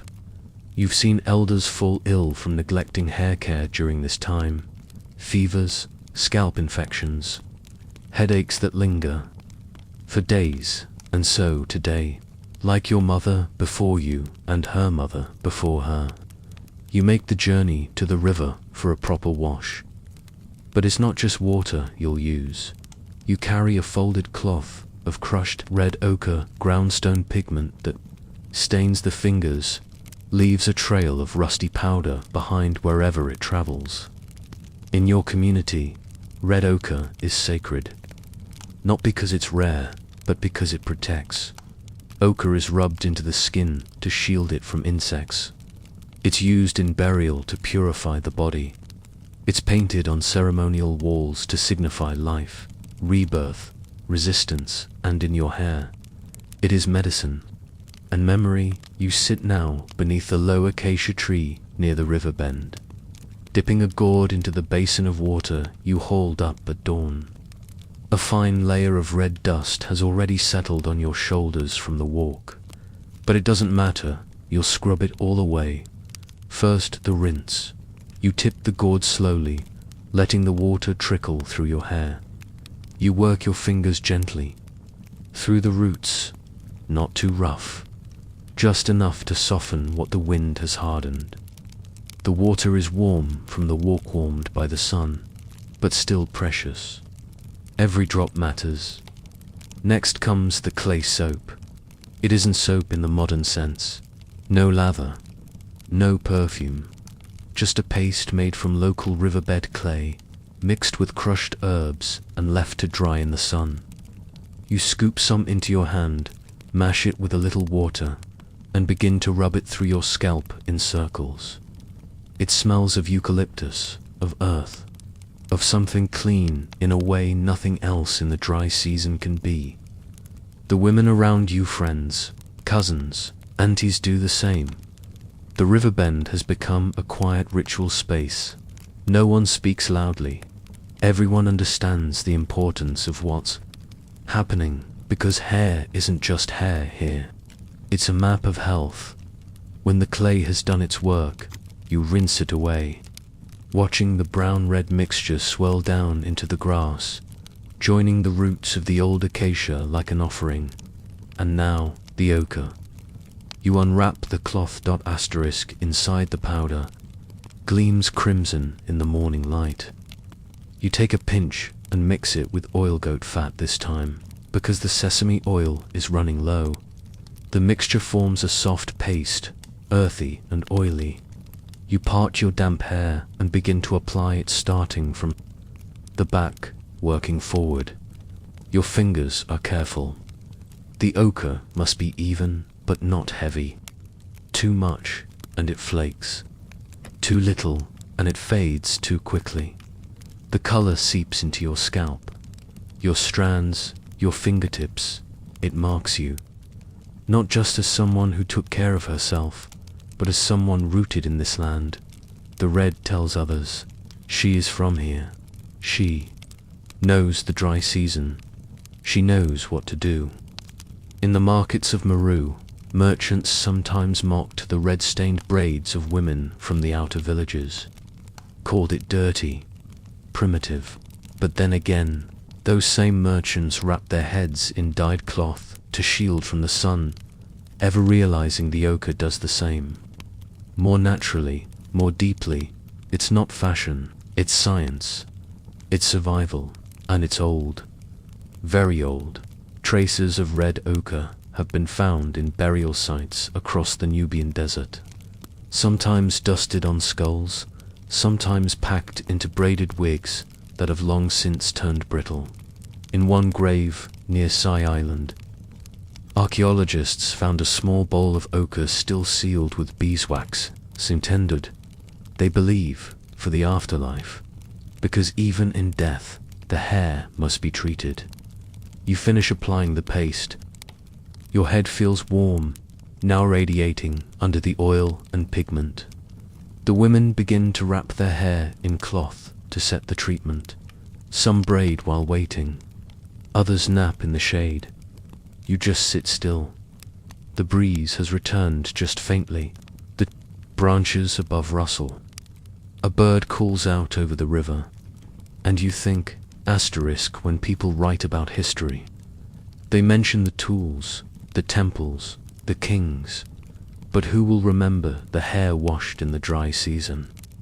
The red pigment ground by hand. The silence shared under the acacia tree. Red ochre and river baths. Nubian hair care in the dry season between scalp and soiltha ochre has set. Your head feels heavier now. Not unpleasantly so, just solid, as though the pigment has bound you to the earth. You sit with your back straight against the trunk of the acacia tree, the cloth wrap tied gently but firmly around your scalp. It won't be removed for another hour. This is the stillness phase. Everyone waits. There is something meditative about it. Around you, the other women lounge on the low grasses, some chatting in murmurs, others dozing. A few braid each other's hair while the ochre soaks in. Fingers move quietly through thick strands, twisting with practiced ease. Nobody is in a hurry, because this is not just hygiene. This is alignment. The ochre treatment is believed to regulate more than hair. It is said to keep the head settled, a word that means more than calm. It means grounded, protected, focused. When your scalp is balanced, the elders say, your thoughts won't scatter like dust in the dry wind. The science behind it, likely chemistry. Ochre mixed with oil creates a physical barrier against parasites and sunburn. But the deeper reason for its use is harder to quantify: tradition. When your mother did it, she whispered a prayer with each application. Not a formal one, just phrases. Let the mind be cool. Let the journey be safe. Let the roots hold strong. She'd say it for herself, for you, for your sister who left long ago to marry a merchant near the third cataract. And now you say it, too, even silently, when the cloth is finally unwrapped. Your hair has taken on a reddish hue, subtle in the shadows, more brilliant when the sun strikes it. It is not bright, not garish, just alive. Like the deep color of river clay after rain, you comb through it gently with your fingers. The strands are softer now. The ochre has coated each one like varnish, smoothing what was frayed, sealing what was dry. You braid slowly, without pressure. The new style isn't elaborate, just for long ropes, parted evenly and tied at the ends with thin strips of leather. But the statement is unmistakable. This is hair that has been cared for in nearby villages. Similar rituals take place, but the recipes vary. Some use date oil instead of goat fat. Others blend the ochre with powdered charcoal to deepen the shade. In a highland community 2 days south, it's said the women add crushed rose petals to their treatment, but only during the first month after the harvest. These variations are rarely written down. They're spoken from mouth to ear, passed in quiet moments like this one. As fingers work and hair dries and the dust settles, just for a moment, you remember your grandmother's hair, long, coiled, and always smelling faintly of iron and resin. She claimed she could tell a woman's lineage by the way her ochre was mixed, whether it was rubbed in rows or spirals, whether it was left on for 1 hour or 3, whether it was washed in silence or while songs were sung. She was probably right. Hair carries codes that history books can't read, and read ochre carries time, not just because of its color, but because of what it requires: slowness, patience, repetition. You must sit for the wash, sit for the wrap, sit for the setting, sit for the braiding dot, in a world that moves with haste. The ochre demands stillness, and perhaps that's why it's so important, because stillness is where the stories are. In the ancient rock shelters of Wadi Halfa, ochre handprints decorate the walls. Scholars say they are among the oldest human marks on the continent. Some are believed to be over 5,000 years old. Were they ritual or just expression? No one can say, but among those prints is one strange mark: a handprint with thin lines above, it like streaks or strands. Some believe it was a symbol for hair, a celebration of it, a marking of its care. You wonder now, what would someone thousands of years from now think if they found your comb? If they tested the residue and found traces of goat fat and red ochre and palm ash, would they know this was not paint at all, but protection, but presence, but love? Red ochre and river baths Nubian. Hair care in the dry season, the color that endures the sun is descending now, slanting over the village rooftops in long, golden ribbons. The women return from the river bend, baskets empty, hair glowing faintly in hues of copper and clay. You walk slowly, feeling the weight of the day not just in your limbs, but in your hair itself. It swings with a new softness against your shoulders. You reach up and touch the braid nearest your ear. The red is still there, deeper in color than this morning. It will fade gradually over the coming days, but for now, it is vibrant, almost proud. Back in the village, the elders sit in the courtyard, their own hair tucked under veils or simple cloth wraps. Most no longer use ochre daily, but they watch with satisfaction as the younger women returning, bearing the same quiet mark, the mark of care. Tonight, you will not cook. You will not grind grain or stitch cloth. Tonight is reserved for rest. You braid your younger sister's hair by firelight, just as your mother did for you. She is small and fidgety, asking why the paste smells like rust, why the water had to be so heavy, why her scalp tingles just a little. You answer each question gently, because this is how knowledge survives, not in scrolls, not in speeches, but in fingers, in repetition, in everyday tenderness. You tell her that ochre was worn by queens and villagers alike, that even before the pyramids at Meru were built, women painted their hair and bodies with the same pigment to protect against the same sun. You tell her the red color on her scalp connects her to a line so long it cannot be counted, a line of women who carried water and pigment and combs and stories, and maybe one day, when her own hands grow steady, she will carry it forward, not because it is beautiful, but because it endures. Later, as you lie down beneath the linen cloth stretched tight between four wooden posts, you feel the coolness of the evening settle over your skin. You do not reach for a pilior. Braids are enough. They hold your head lightly off the mat, cushioned by the fat and pigment.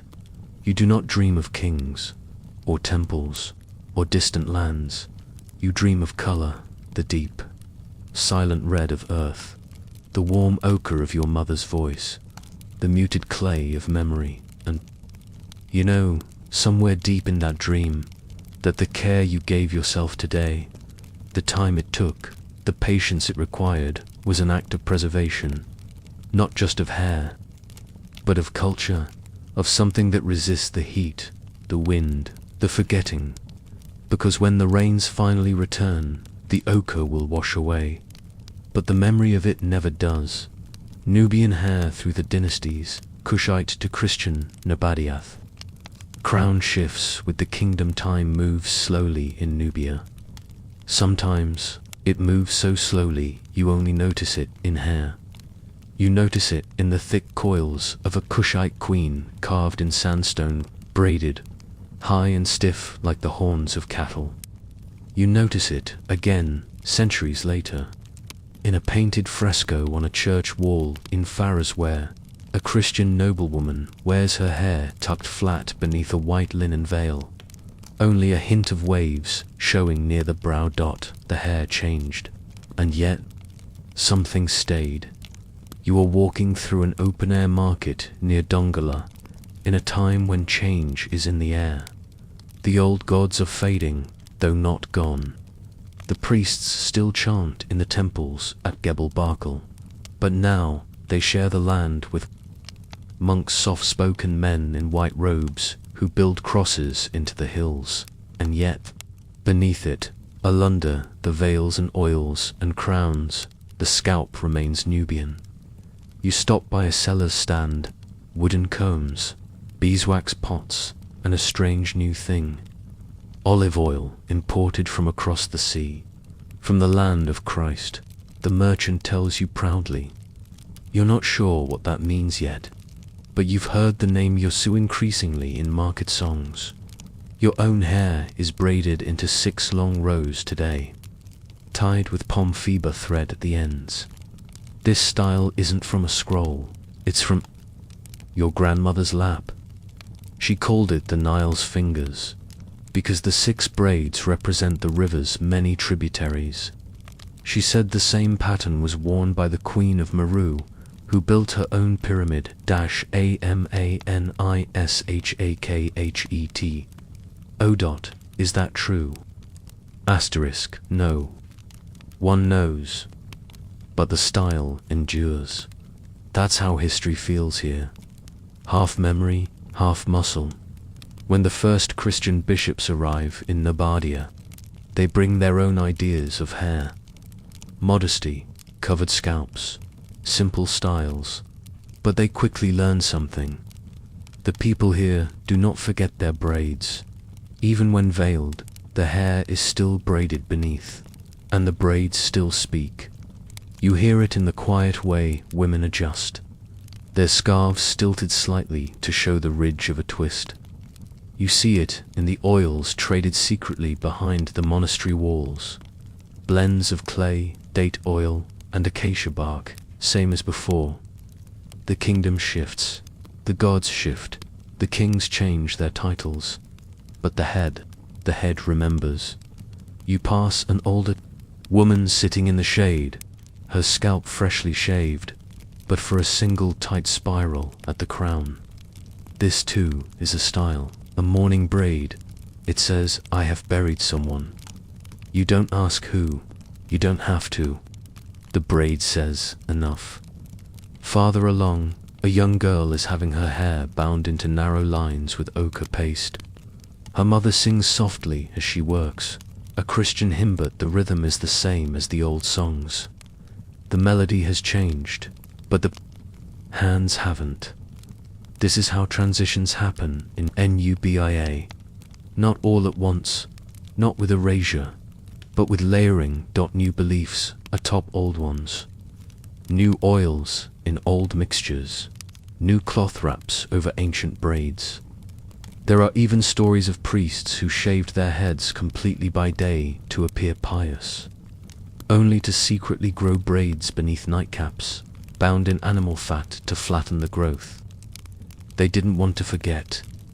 Not completely, and why should they? Because hair, in this region, is more than personal. It's communal, political, spiritual. Asterisk, when the kingdom of Macaria rises, the Christian capital becomes Old Dongola. Churches replace temples. The murals in cathedrals show women with halos, their hair hidden beneath veils.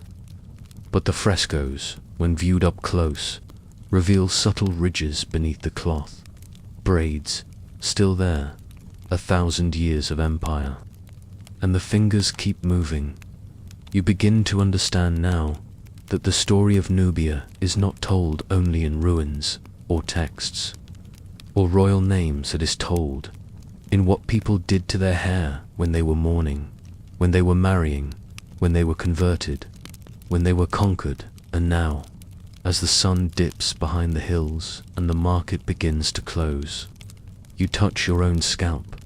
The braids are dry, tight, solid. They will last another few days before loosening. But the memory of why you wear them this way, that will last far longer. And yet, as you pass a woman with her hair completely veiled, you wonder, if history keeps layering veils over our scalp, will there come a time when the braid beneath is finally forgotten? Nubian hair through the dynasties, Kushite to Christian. No bardia braids beneath the cross. The church bells ring softly over the sandstone hills. It is Sunday in Dongola, sometime in the 7th century, and the faithful have gathered beneath the arched ceilings of the Cathedral of the Holy Virgin. Candles flicker on stone ledges. Incense coils in the heavy morning air. Prayers are sung in Old Nubian, Greek, and Coptica, trilingual echo of the changing world. But what remains silent, still hidden beneath veils and wraps, are the braids. You stand near the back, as many women do, listening to the chants with your linen shawl drawn loosely over your head. Your hair is not exposed. Such things are discouraged now, especially in sacred spaces, but you feel the weight of the braids beneath. 4 braids today, simple ones, pulled tight behind your ears and tied at the base of your neck. The same style your mother wore on fast days. The same style carved into the temple of Apetmark long before Christ came to the valley. That's the quiet truth of this place. Religion changes, but hair rarely does.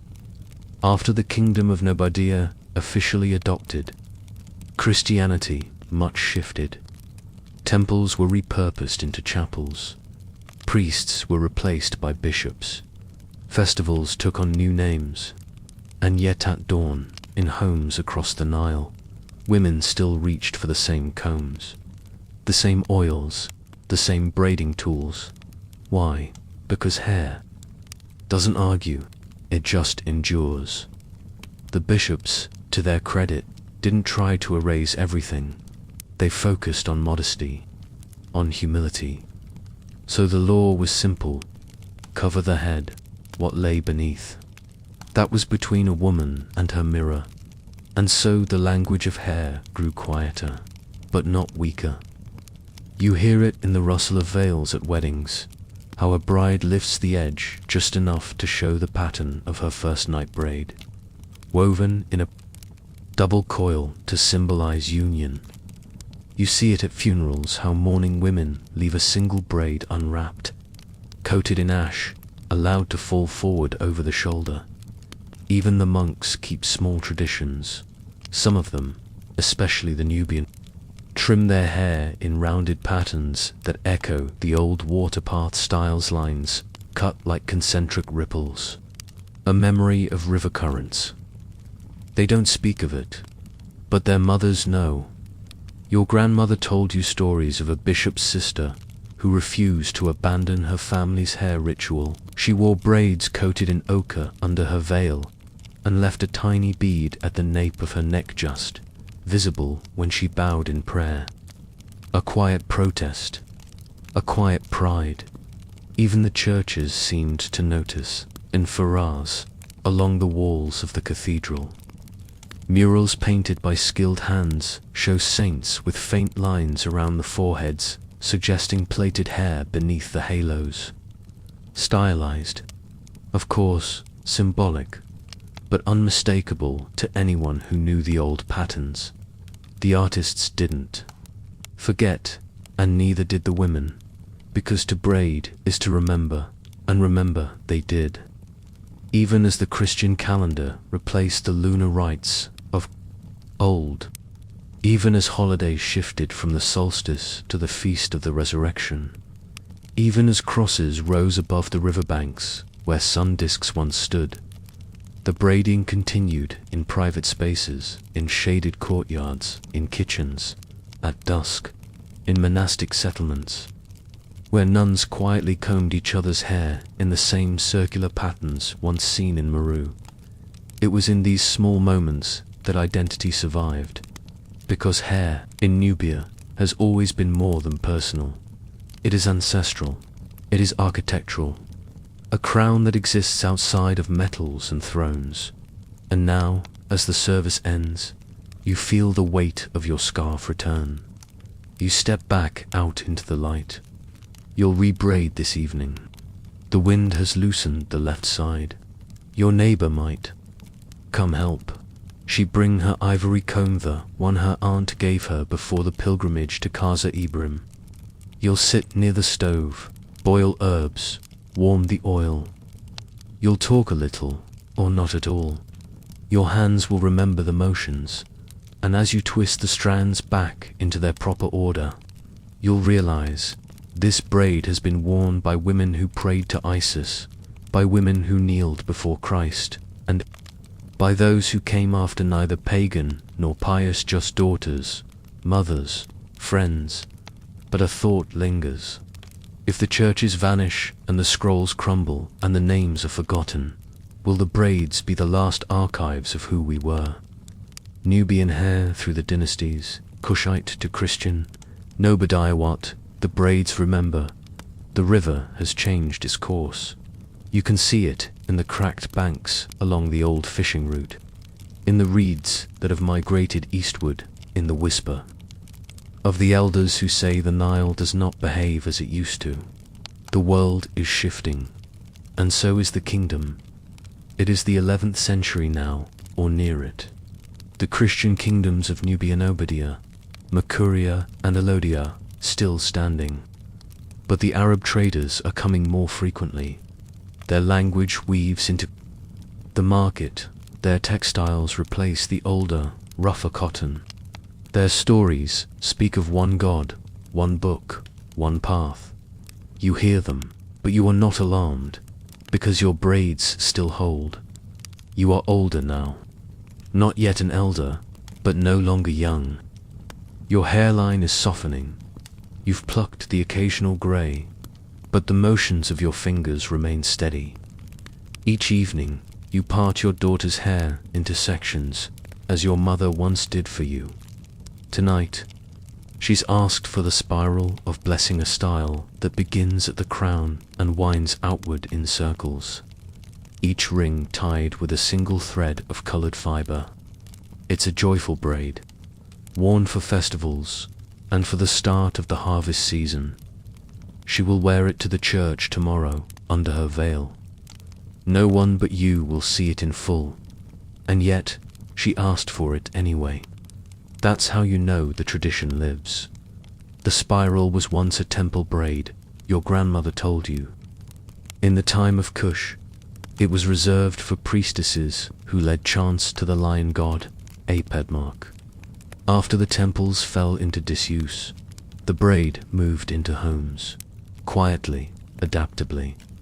That's how hair survives when monuments fall. It retreats into kitchens, into lullabies, into the soft pressure of a comb through tired strands. You think of all the styles that have traveled these centuries. The double braid of the market women, still seen today in old murals.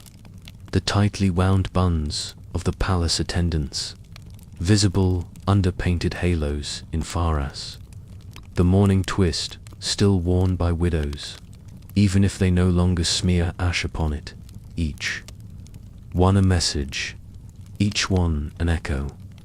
Now, as your fingers move through your daughter's hair, she asks, "Did the saints wear braids too?" You pause. You could tell her no.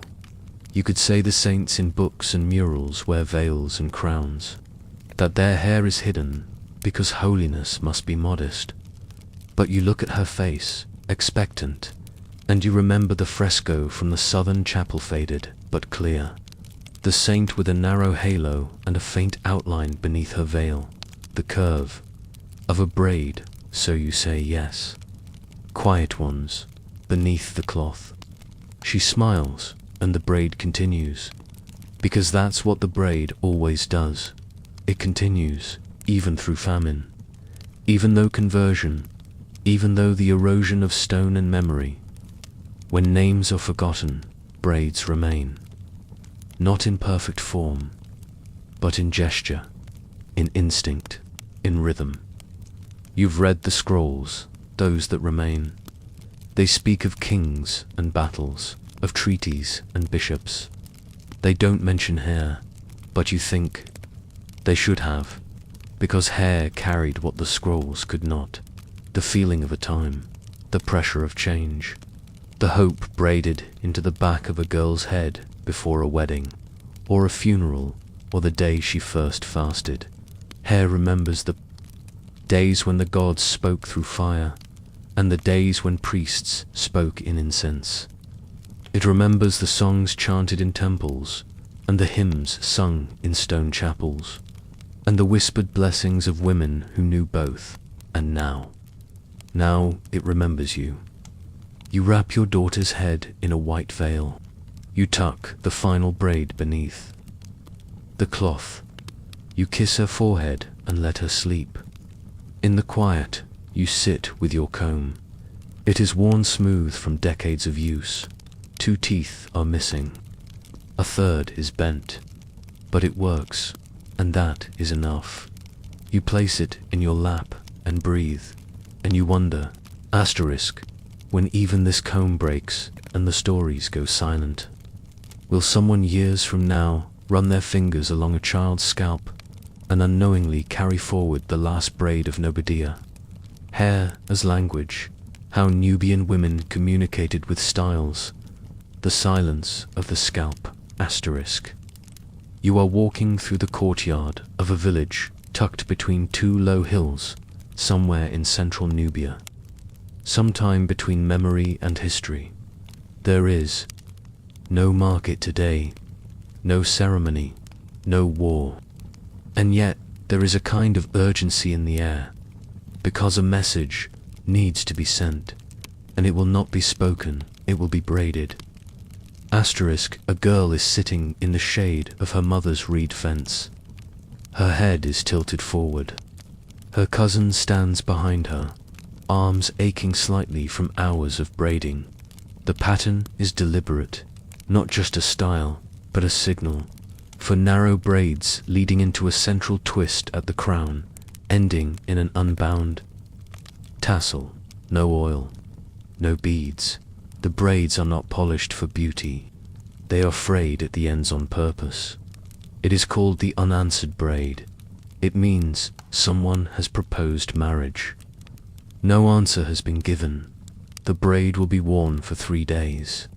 If the suitor returns with a better offer, a different pattern will follow.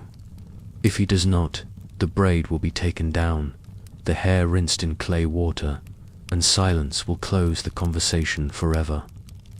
No need for words. This is how hair speaks in Nubia, not just now, but for centuries. You remember your grandmother telling you, hair can shout without noise. You just have to know how to read it. And she was right. In this culture, the scalp was a tablet, a place to write one's state of mind, one's status, one's desire or refusal. There were styles for betrothal, styles for rejection, styles for mourning, for pride, for quiet rebellion. A young girl who braided only one side of her head was saying, "I am in mourning, but I will not speak of it." A woman who wore her hair in loops tied close to the jaw was saying, "I am fertile, ready." A widow with her head half-shaved but with one braid remaining was saying, "I mourn, but I still belong to the living." None of this was written, but everyone understood, even the foreign traders who passed through. Greeks, Romans, Arabs commented on it. In their scrolls, they described the curious hairstyles of Nubian women, which appeared to change with season and emotion. Curious to them, but clear to those who lived here. Hair was coded language, and it was learned early. Young girls watched their mothers and aunts braid each other in silence. They watched which styles were worn to which events. They noticed when a braid changed suddenly. They knew what it meant when someone returned from a long journey with their hair undone. Not disorder, but transformation. Some braids even carried warnings, a pattern called the unwound path worn by women whose families were feuding was meant to discourage gossip and meddling. It looked chaotic, thick, flat braids interspersed with loose tufts, unstyled to the untrained eye, but deliberate. You've worn it yourself. You remember how people gave you space. No one asked questions. The braid did the talking. but not all. Braid speech was private. There were community braids, two worn during festivals or when entire villages gathered to mourn or celebrate. In those times, a single pattern was braided into every woman's head, linking the group like a chorus. One such style, called the palm fan, was used during planting season. Wide, upward-facing braids parted into 5 symmetrical arches, like the spread of a palm branch. It symbolized hope, fertility, continuity. You've seen it in old temple carvings. Though the meaning isn't written, it lives in the hair itself. Even love was braided. There was a courtship style in some villages. Near the 4th cataract, the waiting spiral. A woman would wear a slow coil starting from the temple, moving backward toward the nape. Each day, the braid would be extended slightly. If the man returned within a week, the braid would be sealed with oil and beads. If not, the woman would cut the final loop, and the courtship was considered finished. Again, no words, just parting lines and hair. These styles changed over time, of course. Some vanished, some returned, some were altered by religion, migration, or new customs. But the language remained intact even if the dialect shifted. And today, you glance at your reflection in the surface of a water jug. Your braid is slightly off-center. Sign you're traveling, not settled. You haven't oiled it, not yet. You're waiting for news. And that too is a kind of sentence. And so you wonder if every head is a message.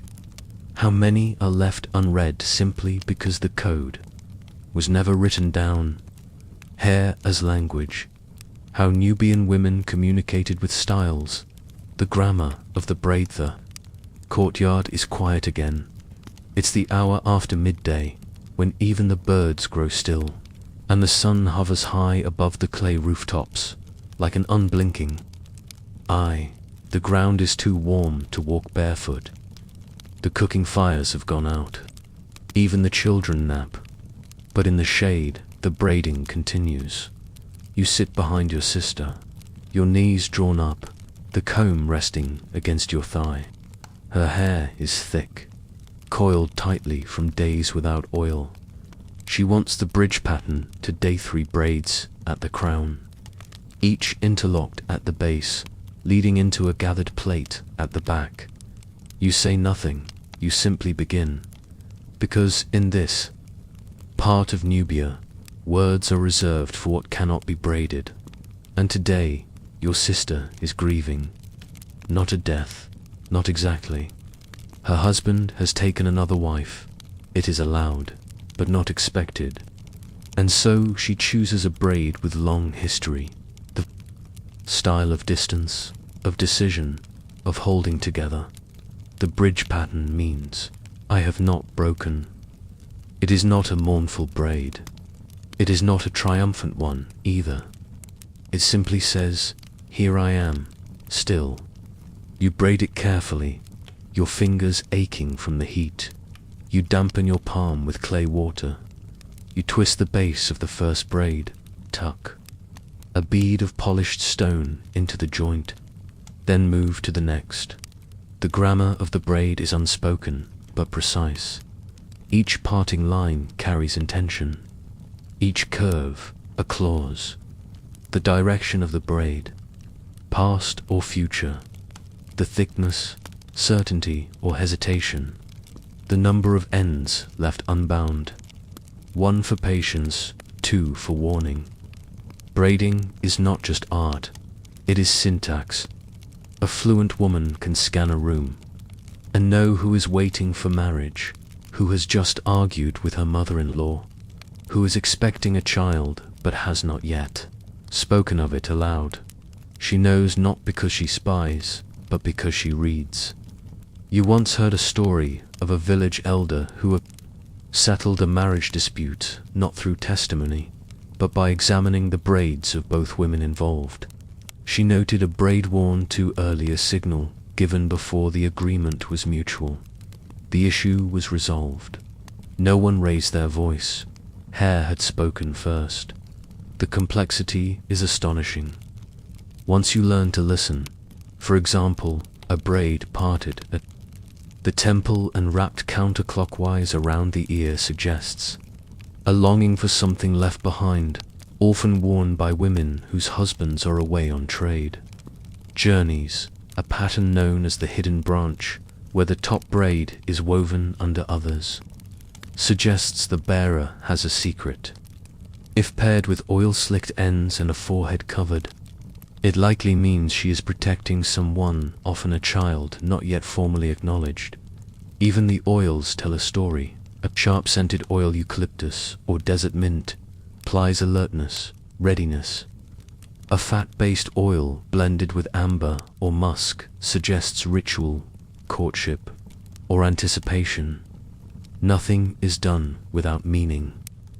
You remember, years ago, being scolded by your grandmother for braiding without thought. "Your fingers must have intention," she said. "If you braid in haste, you speak in confusion." And she was right. Today your fingers move deliberately, not just out of respect for your sister, but because you know she cannot find the words yet. Her mouth is closed, but her scalp will speak. When the braid is complete, you wrap it in cloths, simple, undecorated, signaling privacy. Later, when she walks through the village, no one will ask her anything. They will see the braid. They will know they may bring her water or flatbread or nothing at all. But they will not ask, because to read a braid is to understand a silence. And in a culture where public grief is rare and words are heavy with consequence, hair becomes the safest place to place your truth. You rise. Rinse your hands. Fold your comb in its linen wrap. Your sister leans forward, rests her forehead on her knees, and somewhere, in the distance, a girl hums as her own braids are being tied, perhaps with a different story, a different sentence, a different syntax, but the language is shared. The words may change, but the hair always remembers. Still, you find yourself wondering if this language is never written, only whispered in partings and pinned with beads. What will happen when the last fluent fingers are gone? Hair as language, how Nubian women communicated with styles. When silence speaks louder than words, the village is awake again. Chickens cluck at the fence posts. The sun has begun its slow descent. You can hear the creak of baskets, the grind of grain, the distant laughter of girls splashing at the riverbank. And yet, no one speaks of your sister's braid, not because they don't notice, but because they do. Her message, carried on her scalp, has already traveled.